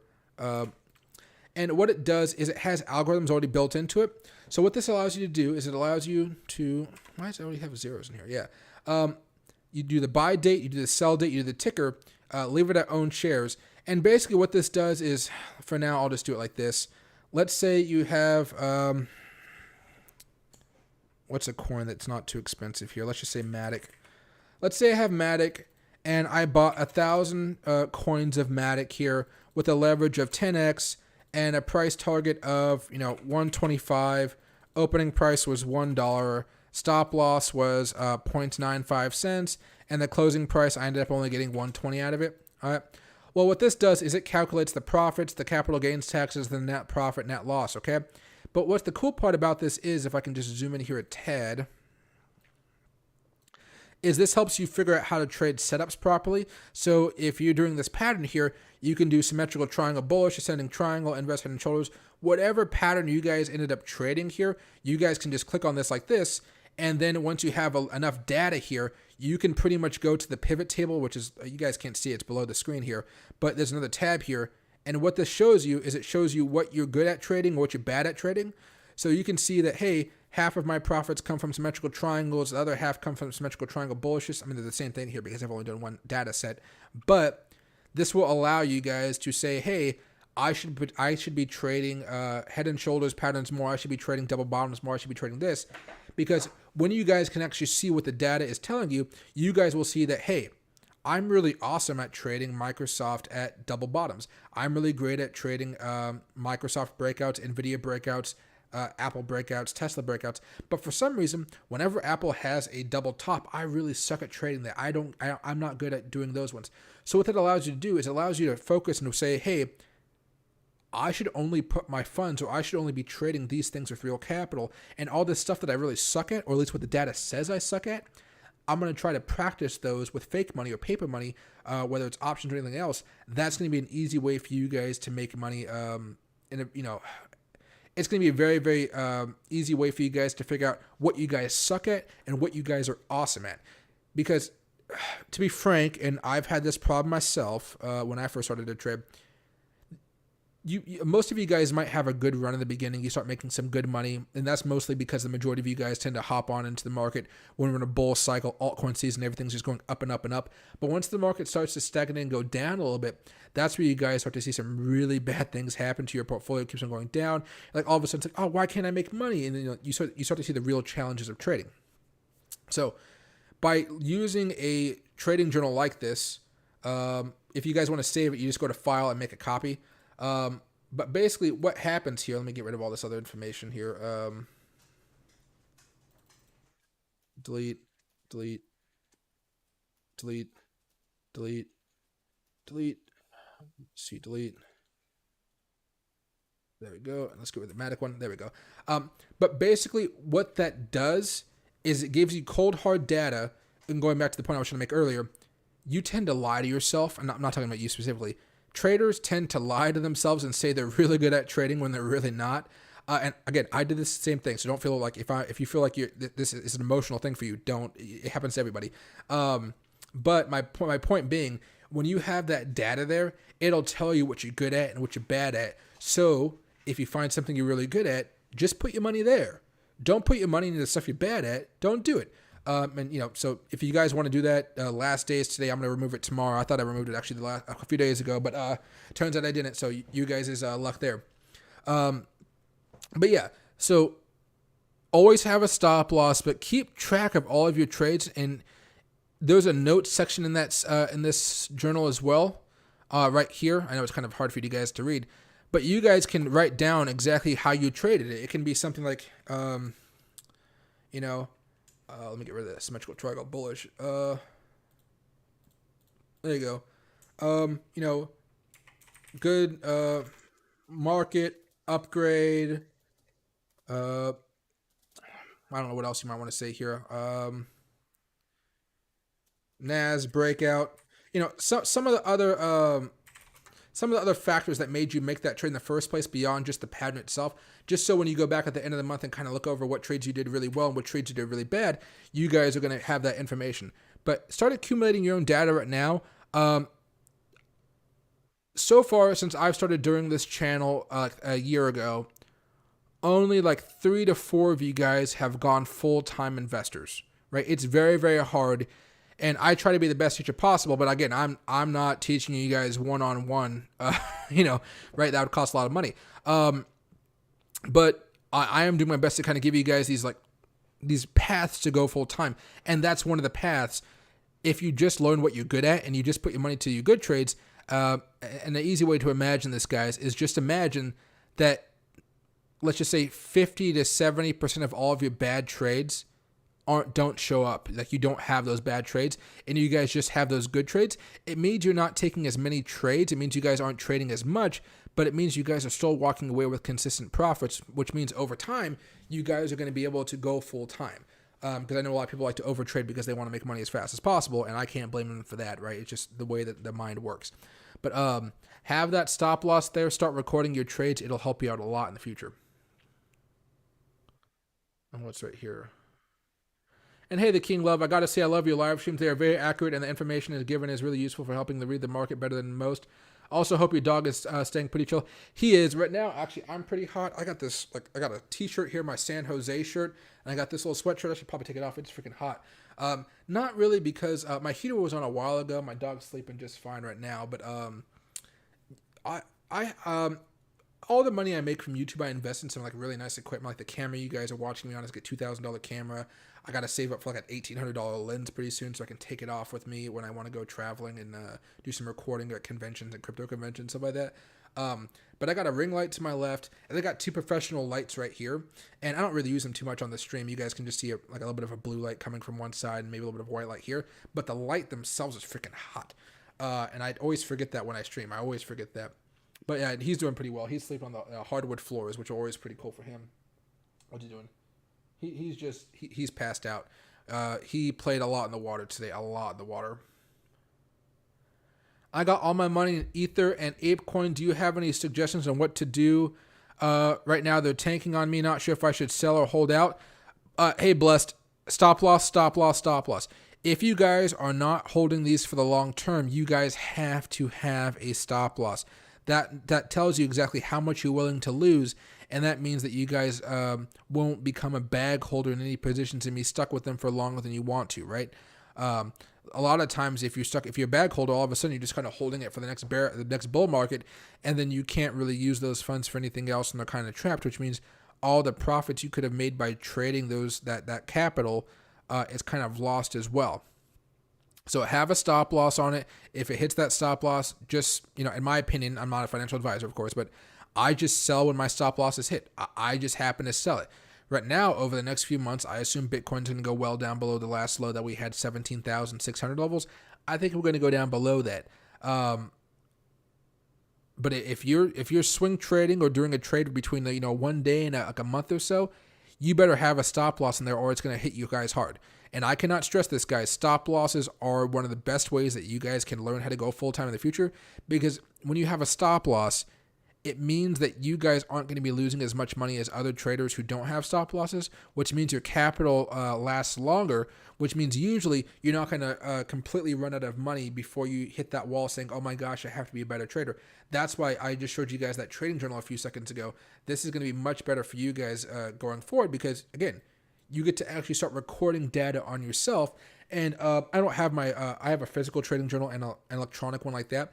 But I have a physical trading journal when I'm actually writing some detailed notes and some thought processes and things like that. So like multiple day thoughts. But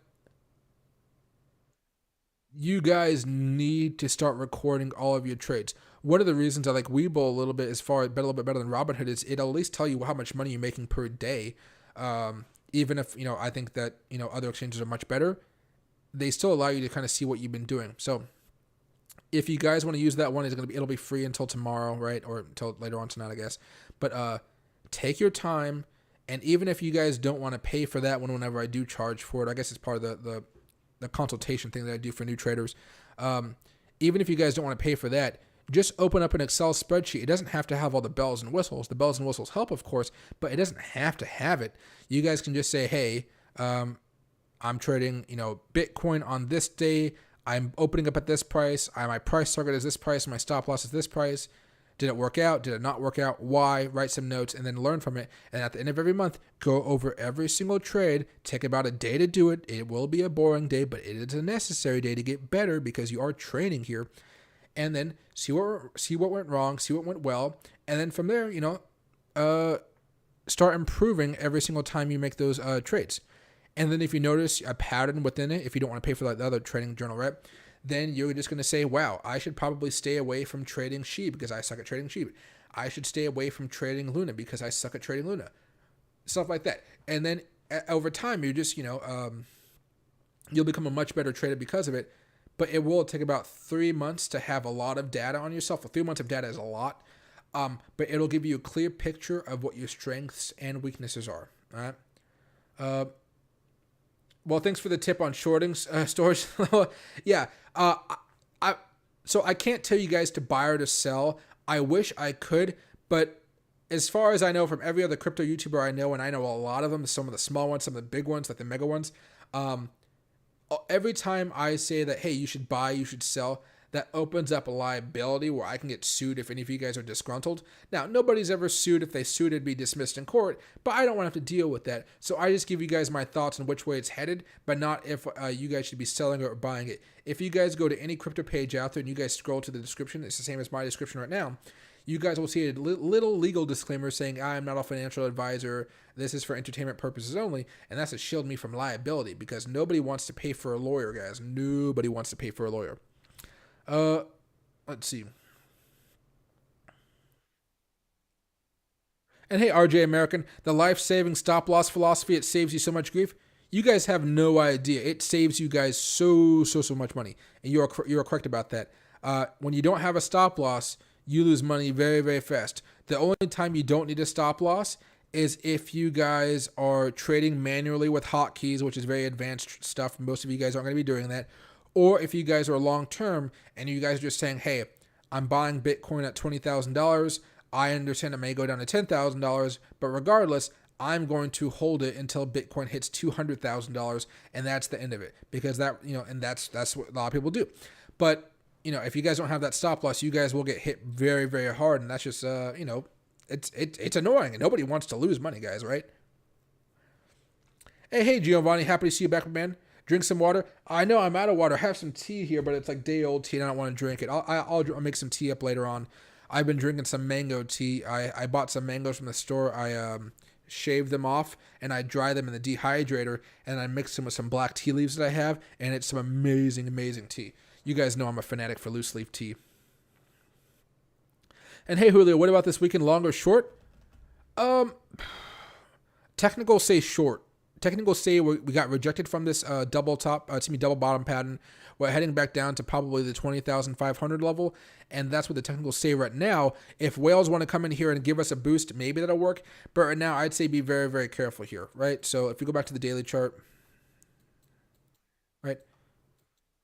Rejected from this resistance up here. Now looking to see if we can hold the support over the next few days on this trend line. If we can't, we're probably going to be headed back down here to 20,500 or 20,500 or so, right?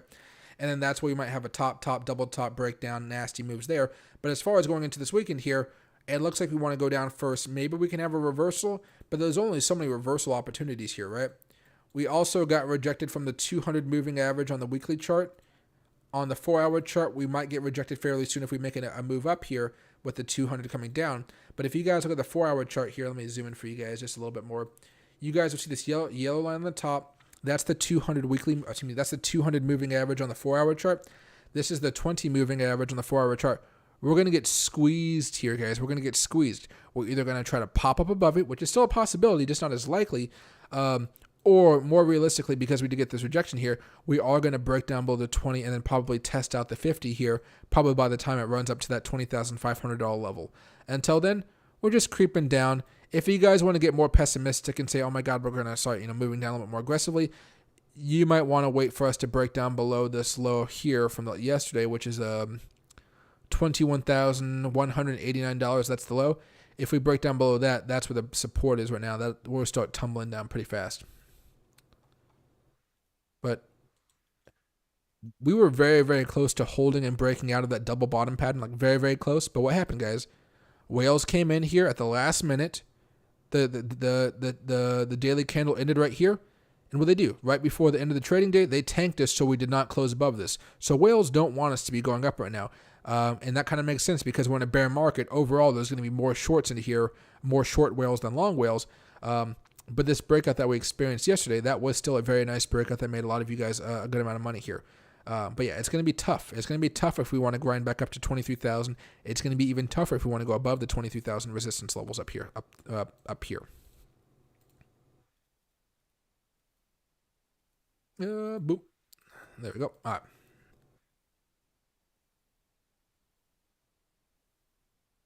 And hey, Junior, no news on Voyager just yet. They're still going through the bankruptcy proceedings. I've heard from more of you guys saying that some of your withdrawals that were that you guys took out before the app was locked down, you guys have gotten those withdrawals out, which is very nice to see. But it seems like what Voyager is doing right now here, guys, is they are trying to restructure their company in a way that allows their company to survive, but takes away the debt that they now have because of the Three Arrows Capital disaster. And I'm hoping that if they manage to survive this, which I doubt, I hope that they are going to be able to, I hope they're going to be smart enough to not gamble money away to other investors. One of the reasons that they gave such high interest rates is because they wanted to hold your capital and they were going to loan out your capital to other investors. But the investors that they loaned out the capital to, the hedge funds, the Three Arrows Capital, they were not responsible with the capital that they were loaned to, right? So they took a risky bet on Bitcoin. They lost that bet very badly, so badly that they were liquidated and they lost all of their money, which means that they now owe Voyager a lot of money, and Voyager now has a huge hole in their balance sheet that even like the $500 million line of credit and loan that they received from FTX, that's not enough to save them right now, which is a really crazy thing to think about here. And hey, Giovanni. Yeah, I've been changing stuff up, making everything look a little bit nicer, and the views have definitely been going up here. I've been very happy about that one. Maybe a scalp between 23 and 21.5. I mean, that would work out. You just have to find that crucial pivot point, whether we're going to hold the Fibonacci level right here or if we are going to move all the way back down to that 20 moving average in the 4-hour chart. And hey, Byteford. Yeah, whale number 3. I think I had it up here a while ago. Yeah, there it is. Whale number 3, nothing new. They just bought 4 Bitcoin on the 6th or the 5th? Yeah. Nothing new here. I think you may see whale number 3 sell some Bitcoin if we break down below this trend line. This one right here. Let's go to the daily chart here. There you go. Right here. Maybe tomorrow or something if we decide to break down right there. But whale number 3, I'm going to be watching it very, very closely. Because one of the other patterns here, if I can just open up another Bitcoin chart. I don't want to mess up this one here. Probably use this one for updates. Fine. Yeah, we also got rejected off the Fibonacci extension line here, too. I totally forgot to talk about that one. But it kind of matched up with this other line, so I didn't really feel the need to do it. Let's get rid of all these lines here for now. Let's get rid of all that. There we go. We also have a trend line up here. I'm not entirely sure if that'll work, but let's go right here as well. There we go, right? So there's a whole bunch of patterns here. If you want to go after this rising wedge, that means maybe we break down and we start breaking down more towards the middle or towards the end of July, right? Maybe we hit the high of the month just now. You never know, but right now we're just trying to avoid the double top, break down below the neckline, big move down. That's the thing we're trying to stop right now. And in order to stop that, we're hoping that, at least in the 4-hour chart here, we can hold this trend line, consolidate for a while, and make a breakout towards the end of the month instead of breaking down towards the end of the month. Because if we break down towards the end of the month, boy, oh boy, would that be a bad breakdown. That'd probably take us back down, like I said, to the $14,500 range or to the $16,500 range. But we'd be well down below the lows of a couple weeks ago when we were down to, 17,720. We'd be way, way, way worse off at that time. Then at that time. There you go. At least right now we're taking a little bit of a pivot here. Not a lot, but at least we can say we're moving up, right? Last night when we were streaming, we had the big move up, and that was exciting. But right now it's just kind of, dragging along. What's right here? And hey, Julio, thanks for subscribing to the channel, my man. And thanks, Chris. You subscribed 16 minutes ago. I do appreciate that as well, guys. I'm a slower grinding YouTube channel. I have a lot of friends that have all the fancy sunglasses and they do all the hyper stuff. I'm not that guy. But I do try to give you guys some good information about how to go full time. Because I think, I don't know.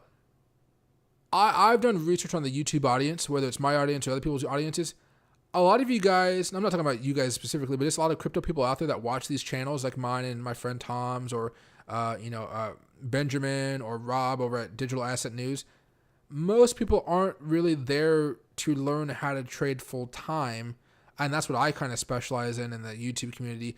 Most other YouTubers are kind of there for an entertainment factor / they want to help you make quick bucks every now and again when the market's moving, right?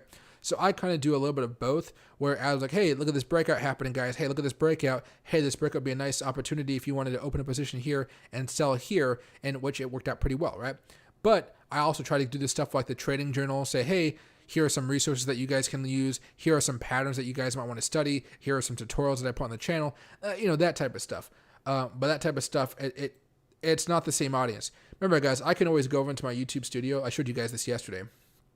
But if I go over here to analytics, and I go over here to audience, and I go down, remember, I can see what you guys watch. You guys watch Crypto or Us or other videos. Some of you guys watched Urgent Message for All Bitcoin Holders from Crypto or Us yesterday or 5 days ago. You guys watched my other stream. That was awesome. Voyager Digital Stops Withdrawals and Trading by Crypto or Us. Crypto or Us. A lot of you guys watch those channels. Meet Kevin. A lot of Crypto or Us. Rashid's Crypto Signals. Crypto or Us. Meet Kevin. And then I can see the channels like Jordan Cameron. A lot of you guys watch his channel and my channel like back to back. Meet Kevin, BitBoy, my other YouTube channel. Crypto Banter, Mitch Ray, Altcoin Daily, Final Stand. Crypto Lifter or Lifer, the Moon, Andy, whatever his name is, Bitcoin Hyper, and Traders Reality. I see it all, guys. I see it all. I even see what time you guys are online. I know it all, right? And so it is pretty. I get a lot of data out there, and when I'm talking to my friends in this field, the majority of people are just here to make quick bucks. Not many people are actually here to go full time. But the cool thing is I've helped about 4 people so far go full time. And I've helped maybe about 10 people make consistent profit. So those 4 people that are full time, and then the last 6 are people that are not making more money than their day job, but they're at least making money to supplement their job income. So I'm not going to talk to the guy, but he paid for a consultation once, and I kind of been helping him ever since, because you guys know when you pay for something, I usually just go like the extra mile to kind of like, okay, here, you can keep on asking me questions. It's okay. Because I want to see you guys succeed normally if you guys have the dedication for it. But he's making like, $50K a year in his normal job.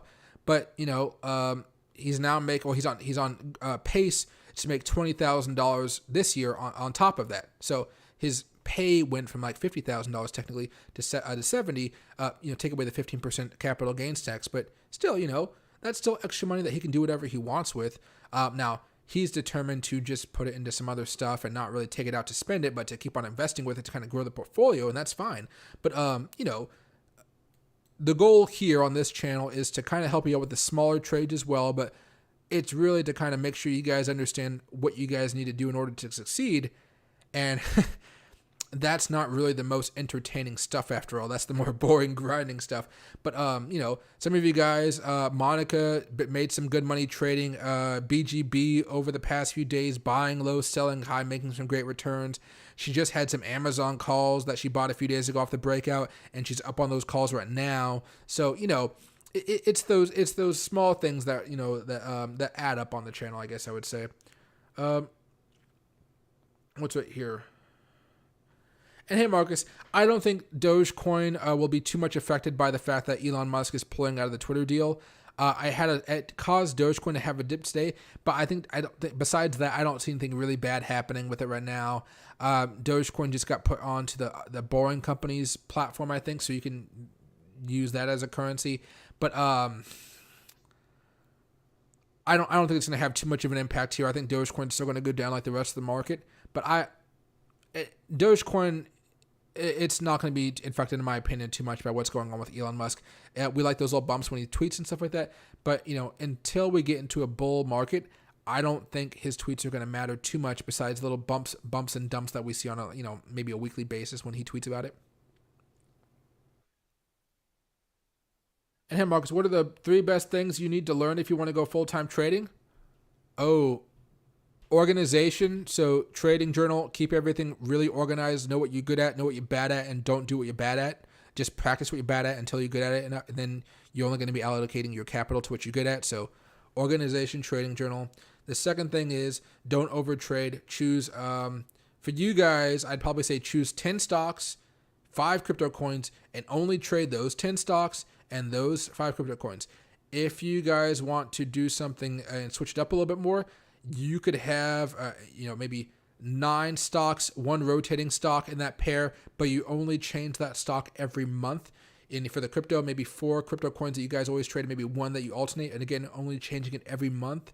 And so you want to choose coins and stocks that you guys can get familiar with. That way you guys aren't trying to figure out exactly how this coin or how this stock trades during a breakout, during a certain pattern. You guys will have that in your memory, so you guys don't have to look back on it every single time. So, 10 stocks, 5 coins that you guys will trade, and only those coins, so you guys aren't waving all over the place trying to find the newest hot thing to trade, because usually that makes you lose money here. And then the last thing is to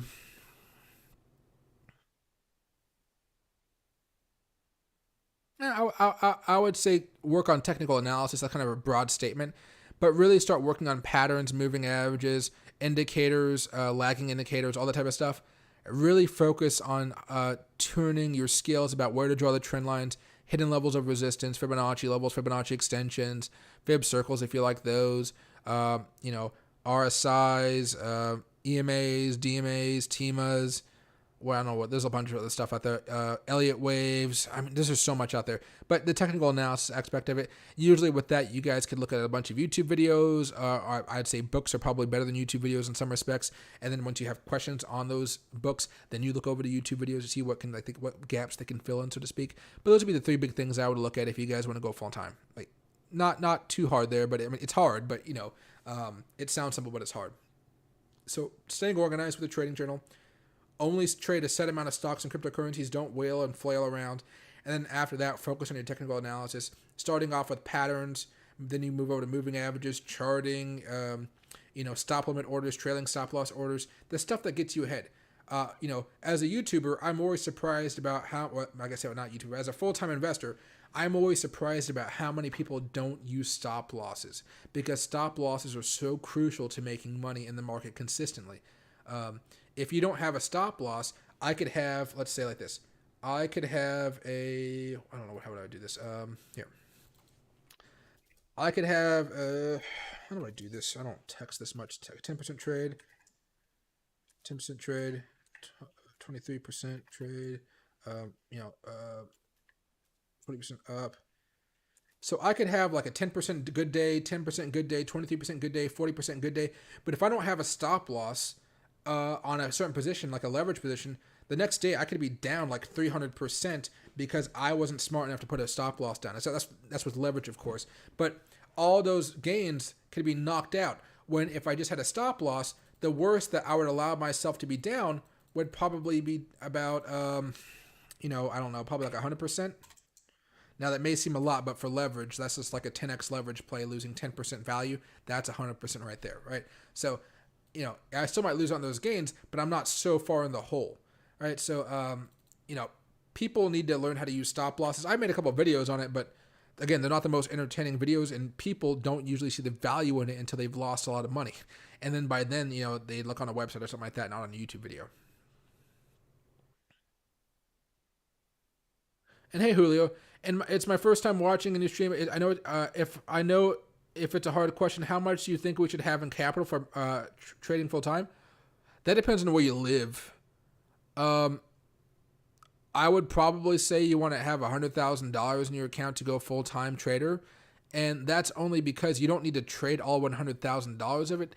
But it's in case you hit like a rut or something like that. Because guys, once you go full time, you don't have the security of like a paycheck. You don't have the security of unemployment benefits. Once you guys go full time, you lose unemployment benefits. You lose it because you're no longer paying unemployment taxes. So I would say $100,000 is pretty reasonable there. And then you might just have $25,000 in your actual trading account, maybe $30,000 in your trading account. So maybe, you have $70,000 just in cash on the sidelines and $30,000 you're making all of your trades off of. And a good example of this is, I don't think I have any of those. Let me see if I can show you guys. I have some paper trades I did with you guys last year along with my real trades, but the ones I share with you guys are usually paper trades. So last year when I was giving out a lot more calls because it's a bull market and I feel more confident about you guys making some money here, these are a lot of the member posts that I have, so give me a second to get down here a little bit more. Down. There we go. Down. Down.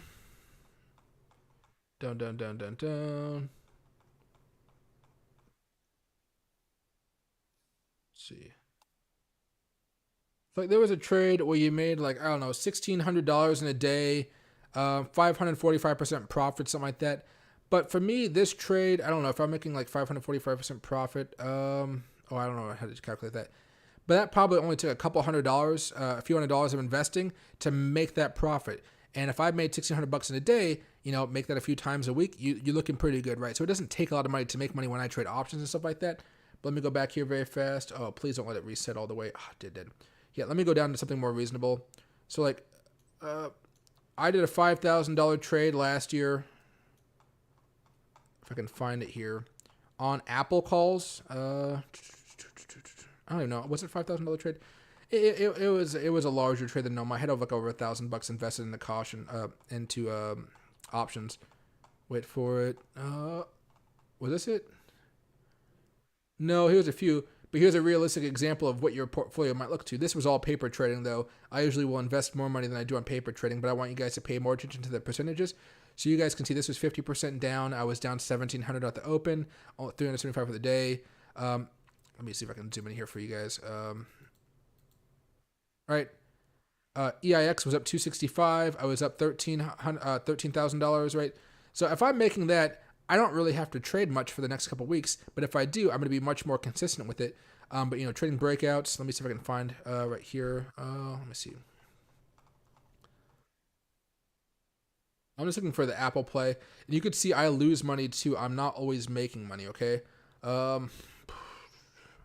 don't like people that only show profits. You got to show losses here. CVS, that was a breakout or some earnings play. I don't remember what it was. Redfin, no. CVS, that one, yeah, CVS. Oh, EIX was a good one too. What is that, guys?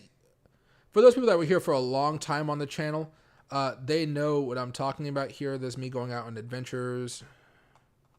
I'm going to find it here, guys, and then we're going to go back to Bitcoin, because Bitcoin's still doing nothing but consolidating. No. Apple. Here it is. Okay.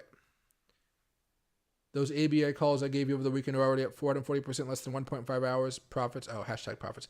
Okay, don't worry about the ALB. But this Apple breakout right here, this was a percentage profit of like 806%. This was a very nice move. But if we just go back over here to this other chart and we just look at Apple, this is the breakout that we traded here. Now, right now, the Apple breakout is right here. And you can see this breakout was actually working out just fine, right? But the breakout that we were talking about, oh, it's right here. Okay. It was a while ago now, as you guys can tell. Oh, this is a 4-hour chart. That's why it's looking so freaking weird. All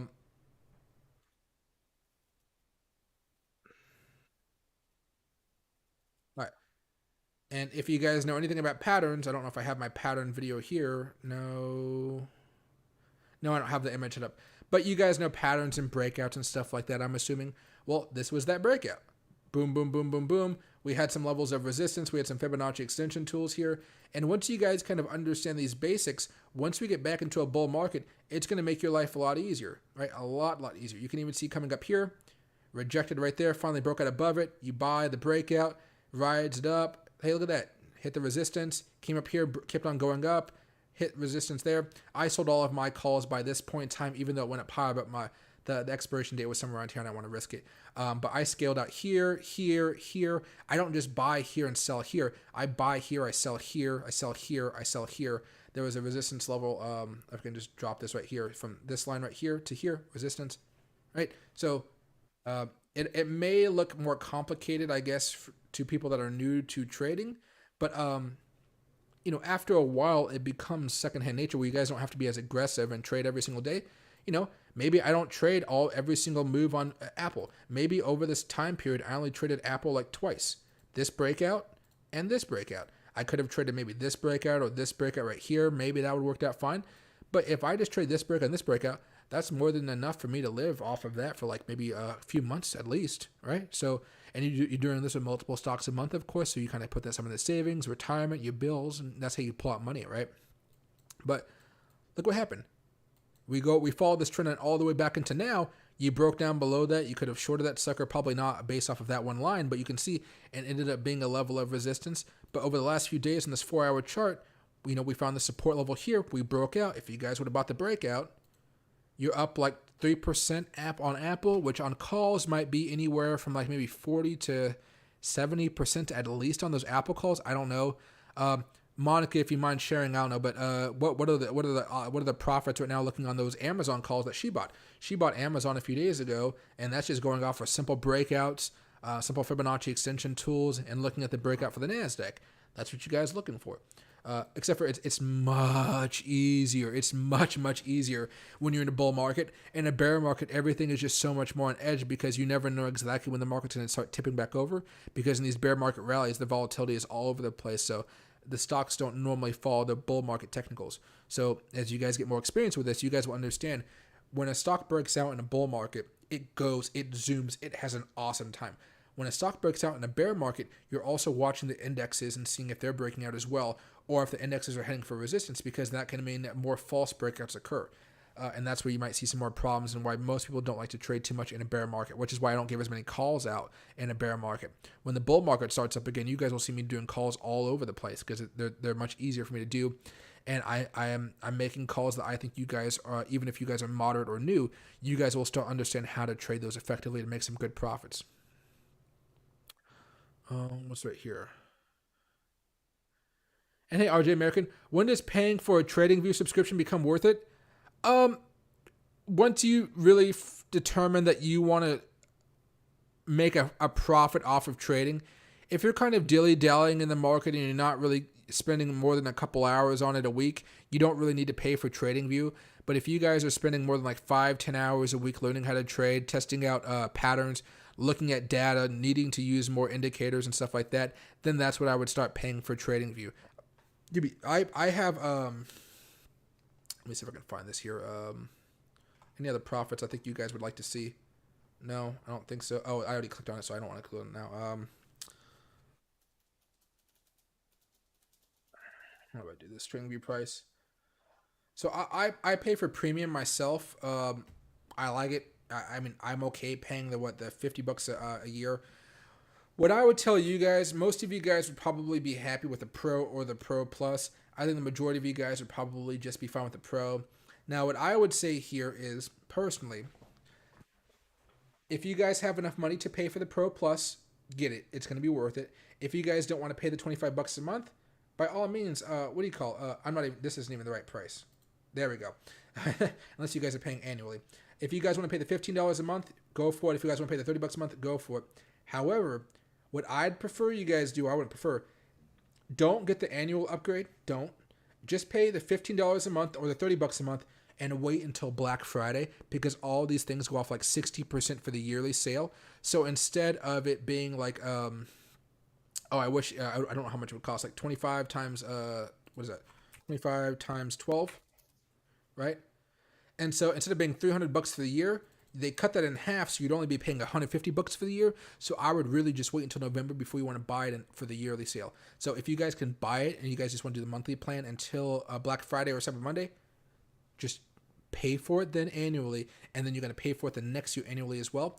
And if for whatever reason you notice that, hey, that it's not available to you, or you won't get the same deal next year for whatever reason, just open up another TradingView account and just get the deal that way, and just forget about the old TradingView account, okay? It's worth it. Not all of you guys have enough money to just be tossing $60 a month at TradingView, every single month. I mean, I pay $60 a month. What is that? 60 times 12. I'm paying $720 a year for this service, right? But it's that's what I would say. I would probably say the Pro or the Pro Plus. If you guys are spending more than 5 to 10 hours, 5 to 10 hours plus on learning how to trade and invest, I think it's worth it. Only because you're allowed to have more than just the basic amount of indicators. And for me, personally, anytime I see an ad on a trading software or anything similar, I tend to just get very angry and irate. So I don't like seeing ads. So that's another reason I tend to pay for it. There's also something else that you guys might want to look at. Now, this is FinViz right here. I'd highly recommend if you guys want to get into stocks. You guys would love this. You guys could pay for this as well. I don't pay for this. You guys don't have to. But because I don't day trade that much right now. Or I don't need this to day trade because I have them on a watch list basically. But if you guys want to be able to look at live data, FinViz is really good. I know most of you guys get the pro version of TradingView, then you get the paid version of this, and that helps you kind of find out what you guys are looking for in the morning, because all this data on this screen right here for FinViz is 15 minutes delayed unless you guys are paying for it. But, you know, FinViz is really good just because it has the screener, but this is if you guys want to get into stocks or so. Ooh, maps are new. What is new? What is maps over here? But wait, did they just move it? Okay, let me hold on a second here. Unusual volume poppers. Maps. Oh, this is new. Oh, wow. Okay. What? And this is all small into 2 billion. Wow, really? Let me go over here to mid. How does that change up the equation? Evo payments. This is going to be something worth day trading for the next few days here. Yeah. Okay, I'll have to do a video on that one pretty soon. But yeah, FinViz is something else that's also pretty good. You don't have to pay for it, though. I would say paying for TradingView is probably your priority over FinViz. But most of you guys are going to be fine with Pro. The big difference is here is 5 indicators per chart on Pro, 2 charts in one window. That means you guys can only get to this level.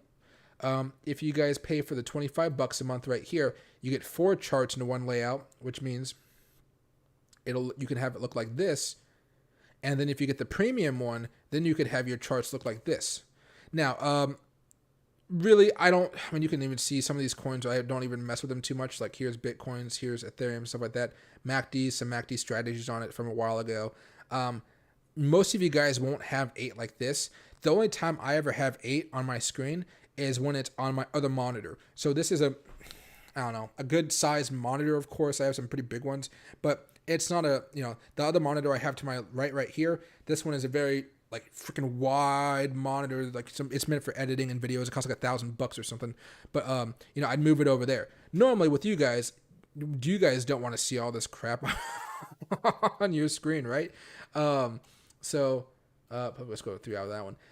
But yeah, you guys don't want to see all this, so I just kind of have it over here. But most of you guys are going to be fine with just 1 or 2 on your screen. And then, because I don't think most of you guys are just sitting in front of your computer every day looking at charts and then trying to trade off of them. If you are, then I would say the $25 plan is probably better for you. But here, so 5 indicators versus 10. Just on this one chart right here, I have 8 indicators, right? 8. So that means if you wanted 8, you would have to get the Pro, and then the Premium gives me 25. So, I don't have to worry about such limitations, if you will. I get 100 alerts. You guys don't really have to worry about alerts too much. Most of you guys will be fine with 20. Ad-free is always good. You don't have to, let's see. Custom time intervals, what else is in here? You guys don't have to worry about the seconds chart. 4x more data. It pretty much means your charts will go further back in time.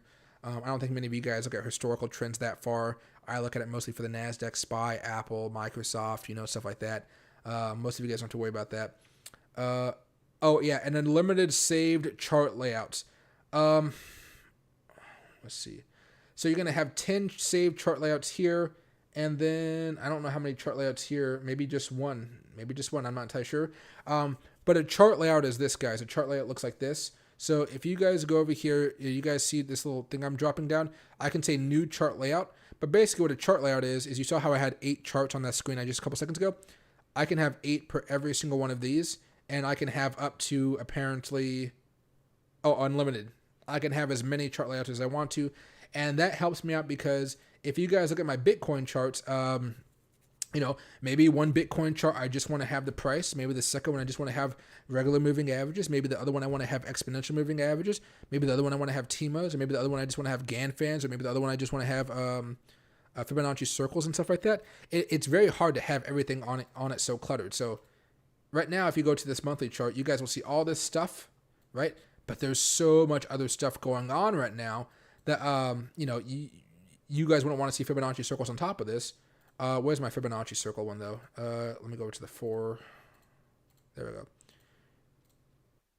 You wouldn't want to see this with all the other Fibonacci levels and stuff like that, right? That wouldn't be nice. That would just be kind of an annoyance to see. That's where the other chart layouts can come into effect. Or you can do it like this, where you kind of have both, but just on the same chart layout, but like spread out a little bit more. That's up to you about how you want to organize it. But like you can even see this right here from Oh, geez. Do I have to zoom in more? Let's go to the monthly chart then. Here's Bitcoin's Fibonacci circles. You can see some resistance right here, some support right here, breakout, coming down. We found support right here. You know, they're pretty useful. Let me see if I can find this for you guys.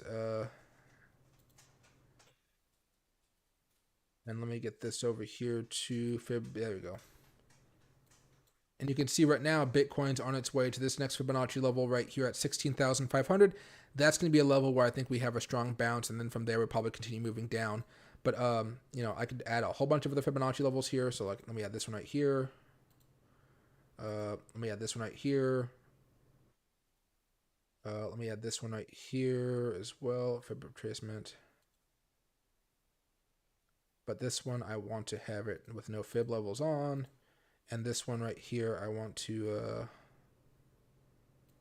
maybe this one right here as well. Yeah, that makes sense right there. If I can just drag it there. I guess that's fine. All right. So now when we look at all this stuff, when we put it together, I know this is going to look very, very weird. But you can see we hit the beginning of a cluster of support, and that's where we started to bounce off. And now, right now, we're just trying to hold this inner circle. And then if you think about it for the long term, you know, if we start breaking down below this one, technically our next support level in the Fibonacci is around $8,000 or so. We might not go that low. Maybe we eventually consolidate, then we run over here. But then, you know, maybe we hit a reversal afterwards. There's a whole bunch of stuff, but the point of having the different chart layouts is you don't have all this cluttered stuff on your screen, because look at it. It doesn't look nice. It doesn't look pleasant to the eye. And then this is on the monthly chart. You go over to the daily chart, right? You can kind of see though, look at support cluster, awesome, break down below support cluster. Well, we found our next support cluster.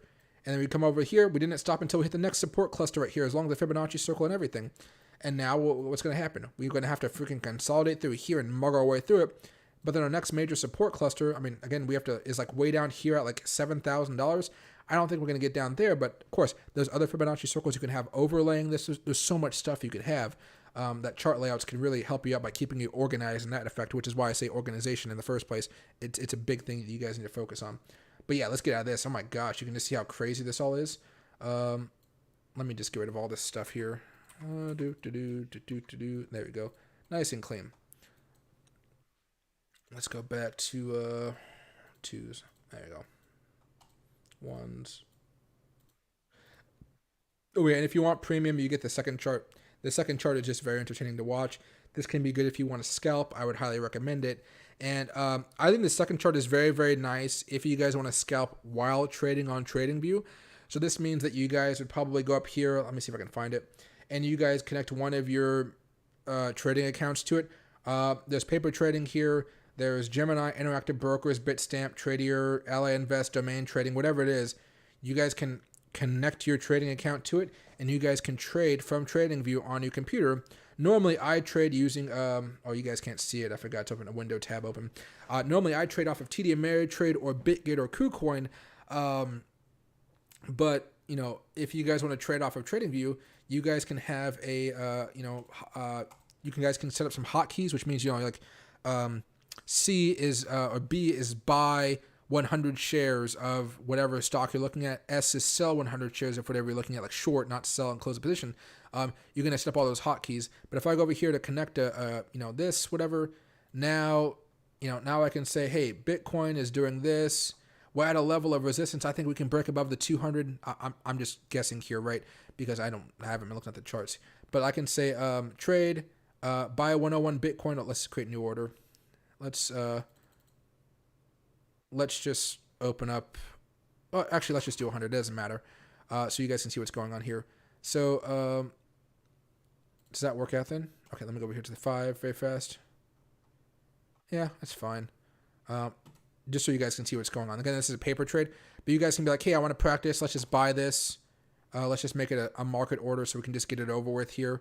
Okay, now we have a position, and now you guys can see what's going on here. And now if you wanted to like time it up or the seconds chart, you guys can see, okay, now this is what I bought. Let me see if I can make some money off of it, yada, yada, yada. But it's usually better for scalping. So like I bought here, I'm expecting it to break out above. Again, what did we talk about? The 200 here on the 1 minute chart. If it breaks above it, I can have a nice scalp as we approach this level, 21,607, whatever it is, and try to make a quick sell out of it. All right, all while seeing the level of where you bought in here. All right, but Pro Plus, choose. It's up to you guys. But if you guys are spending 5 to 10 hours a month on it, it works out pretty well. Okay. Then let me get rid of this right here. Close position. I just want to close it. I don't care about the profit or whatever in here. And then it'll show you when you bought and when you sold, and then you got to log out of it though.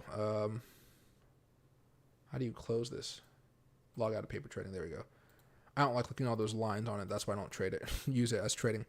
Okay. There we go. There we go. Okay.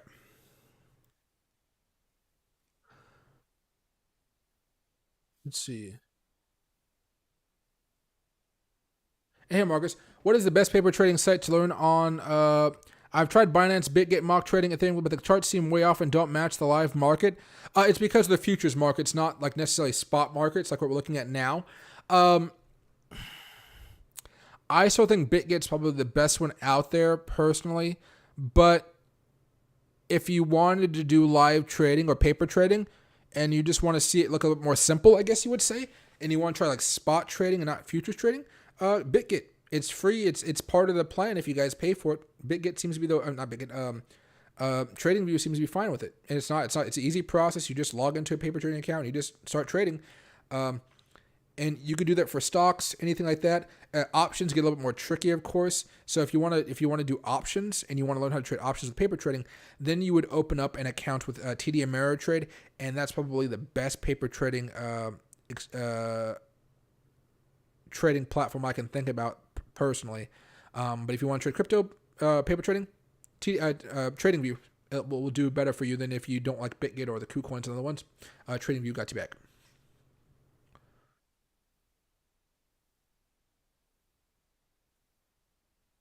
Let's see. So the key is a stop loss. That's a fact. I lost a lot after that. Yeah, what do you call it? Stop loss, stop loss, stop loss, stop loss. Let's see. Oh, hey boy. My dog says hello. No, he's like just leaning up against me, trying to make me swivel over here. The accumulation is real this year. Yeah, I mean, guys, you guys will never have another great opportunity to buy as much crypto as you can at these lows. It will take probably a year before you start seeing some really astronomical profits off of it, but it's gonna be worth it down the road, right? If you guys are buying right now for long term, that's the plan. That's the you're trying to have the nice life, next few years or so. What are you doing, dude? You happy? Here. Loki says hi. I'll give him a treat in front of you guys. He likes saying hello to you guys. Yeah, I know. Here, let me see if I can give you a treat. Come here. There you go. Yep. Say hello.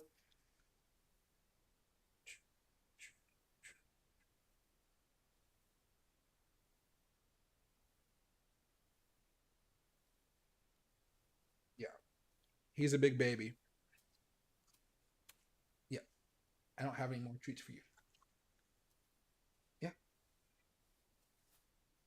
Okay. There you go. Okay. You guys haven't seen him say. I know you guys like seeing Loki. He's been napping the entire time because he played so hard today. Um, what's going on here? What is trading psychology and how to avoid FOMO? Avoiding FOMO isn't really that hard. It's just that you don't buy when the market is pumping up. If you see the stock or currency you're trading is like up 10-20%, don't buy it. Right? It's more of a self-control thing when it comes to FOMO. As far as trading psychology, you just want to make sure you have a plan and you kind of solve a lot of your issues. Most people open up a position without a price target and without a stop loss, and then they're surprised when they don't make money off of the trade, right? So if you guys want to protect yourself from FOMO and stuff like that, trade breakouts. Don't just buy because somebody like the coin is up 20%. Trade a breakout. Trade a pivot point. If you want to find a Fibonacci support level, like here. I normally prefer to trade breakouts. But look at this. We had a pivot point just a few hours ago. Look at this. Came down. Pivot point. Fibonacci. Mathematical. Pop. You guys could have traded. You could have bought right here. Traded it. And been just happy with the profits there if you guys were probably trading with leverage only at that time. But what do you call? And then from here, there's tons of Fibonacci levels, but if you guys wanted to trade a pattern breakout, the breakout is boom, look at that profit right there. And then of course, we had the Fibonacci extension tool up here. That was a level of resistance. If I go over here to maybe the 4-hour chart, I might be able to short a little bit easier. But a lot of these things are tools that you guys can learn, without too much pain here, like this right here. And look at, we ended up getting rejected around this Fibonacci level right here. We're coming back down, and we also found support right here as long as the other Fibonacci level, but at the support level right here as well. Sorry guys, I messed up my words there, but there's also another Fibonacci support level here. All right, so if you guys have a plan, you guys are going to be fine. So the plan here would have been, let me put that Fibonacci level right here. There's different ways you guys could have done this, but here's just one way you guys could have done it. All right, you guys are buying the breakout. You guys are scaling off 20% of your position here after Bitcoin moves up about 2.99% or 2.79%. And then you're scaling off the rest of it right around here as we get really, really close to that 200 moving average in the 4-hour chart. So, maybe you're walking away with an average of like 4.5%, 5%. But guess what? You might not get the full amount of money as you would if you sold everything up here. But guess what? By doing this and this, you've made sure that you've walked away with a profit. If for whatever reason that it didn't work out, you guys would have only lost about 2 to 3% on that stop loss. And so I mean, not even 2%, maybe like 1.5% or something with that, the way that we moved there. But, if you have a plan and you stick to that plan, you're going to be much better off than if you just say, oh, I got to buy. Uh-oh, we're up here. Oh my God, we're booming. Oh my God, we're booming. If I just keep on holding, we might even go up more. And that's when people fall into those traps. And that's why, the whole week that we've been talking about this, I was trying to, as we talked about this one particular move off of this breakout, ask anybody in the channel, I was saying, hey, our major level of resistance up here is this 200 moving average. And then, maybe we get up to 23,000, maybe we get up to 25,000, but it's going to be very, very hard. And that's why you guys scale out a little bit here, to make sure no matter what happens, you guys are walking away with a profit. Because if you guys, have a trading journal and you guys are recording a profit, then another profit, maybe they're not big profits, maybe they're not monster profits, but a profit, maybe a loss, maybe another loss, maybe profit. Then you gain consistency. And once you guys gain consistency in the market, then you guys will notice your portfolio continually goes up and up and up. And that means you guys are, your money is compounding. Now you can invest more money. Now you're making more money. And that money is making you more money. That money is making you even more money. And then at one point you stop going so crazy because it can get really wild there. But you see your portfolio going up. And as your portfolio goes up, you can take away more money every month to give to yourself to pay the mortgages, pay the bills, pay the insurances and stuff like that. But if you buy right here, let's say you just buy the breakout and you don't have a plan to sell or exit that position, whether it's a stop loss or the price on the upside, then you're like, uh-oh, we might be going higher. Uh-oh, we might be going back to 30,000. Whoa, I think Bitcoin found its bottom. Now we're going to go to the moon. You start freaking out a little bit, and then you start messing up a little bit, okay? So bit by bit, that's going to help you get over all the FOMO, the bad FOMO that you guys are going to have, and really make sure that you guys are trading responsibly, I guess I would say. Most people don't trade responsibly. And part of it is again, I know what channels you guys watch. A lot of the channels that the average YouTuber watches on YouTube, they're not teaching you guys, hey, just worry about profits and don't worry about getting the maximum amount of profits. It's just the way it is. But because that's more entertaining. And basically the way YouTube works, if you guys ever want to start your channel, I'm learning this myself, and I'm still trying to make better content. So I'm no expert on the making of content. I just know what the algorithm wants. I'm an expert on that, I guess I would say now. YouTube wants you to click on a video and watch it all the way to the end. As the longer you guys watch the videos, the better those videos are. Why do you think Mr. Beast, his videos are always so pow, pow, pow, pow, pow, pow, pow? Because it keeps you watching and watching and watching, and the YouTube algorithm sees that, so like, oh my God, if this guy loves it so much, hey, this other guy that watches the same stuff as this guy's gonna like it a lot too. And as long as people continue to do that over and over and over again, the YouTube algorithm will push it out more and more and more. And so when you see YouTubers out there who are very pizzazzy, like Crypto, who's like an amazingly entertaining YouTuber, like amazingly entertaining, been wrong a lot, but he's entertaining, right? And so when you see stuff like that, YouTube will promote that more and more and more. Whereas if you watch my content, I will not lie. It is not nearly as entertaining as Crypto, who is fantastic at entertainment, absolutely fantastic. Maybe you guys watch like half of my videos instead of all of them on average. And so because of that, you guys might not understand that, hey, here's the price targets. Here's where I'm selling my position, because I talk about all that stuff towards the end of the video, not the beginning. At the beginning, I'm setting everything up to understand why we're buying or why we're shorting, right? But yeah, YouTube is a weird place, but I'm getting used to it bit by bit here. What's going on here?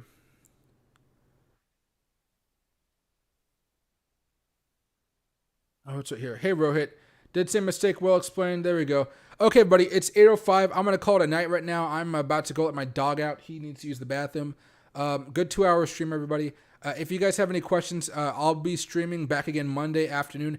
If Bitcoin has a major move down or a major move up, I will most likely stream this weekend. It's just going to take me some time. I got to help my sister go camping tomorrow, or get her there, I guess. But take your time, everybody. We're looking pretty bearish right now. We're just going to see if we can come back down to maybe the $20,000 level. I'm going to see the 20,500 level.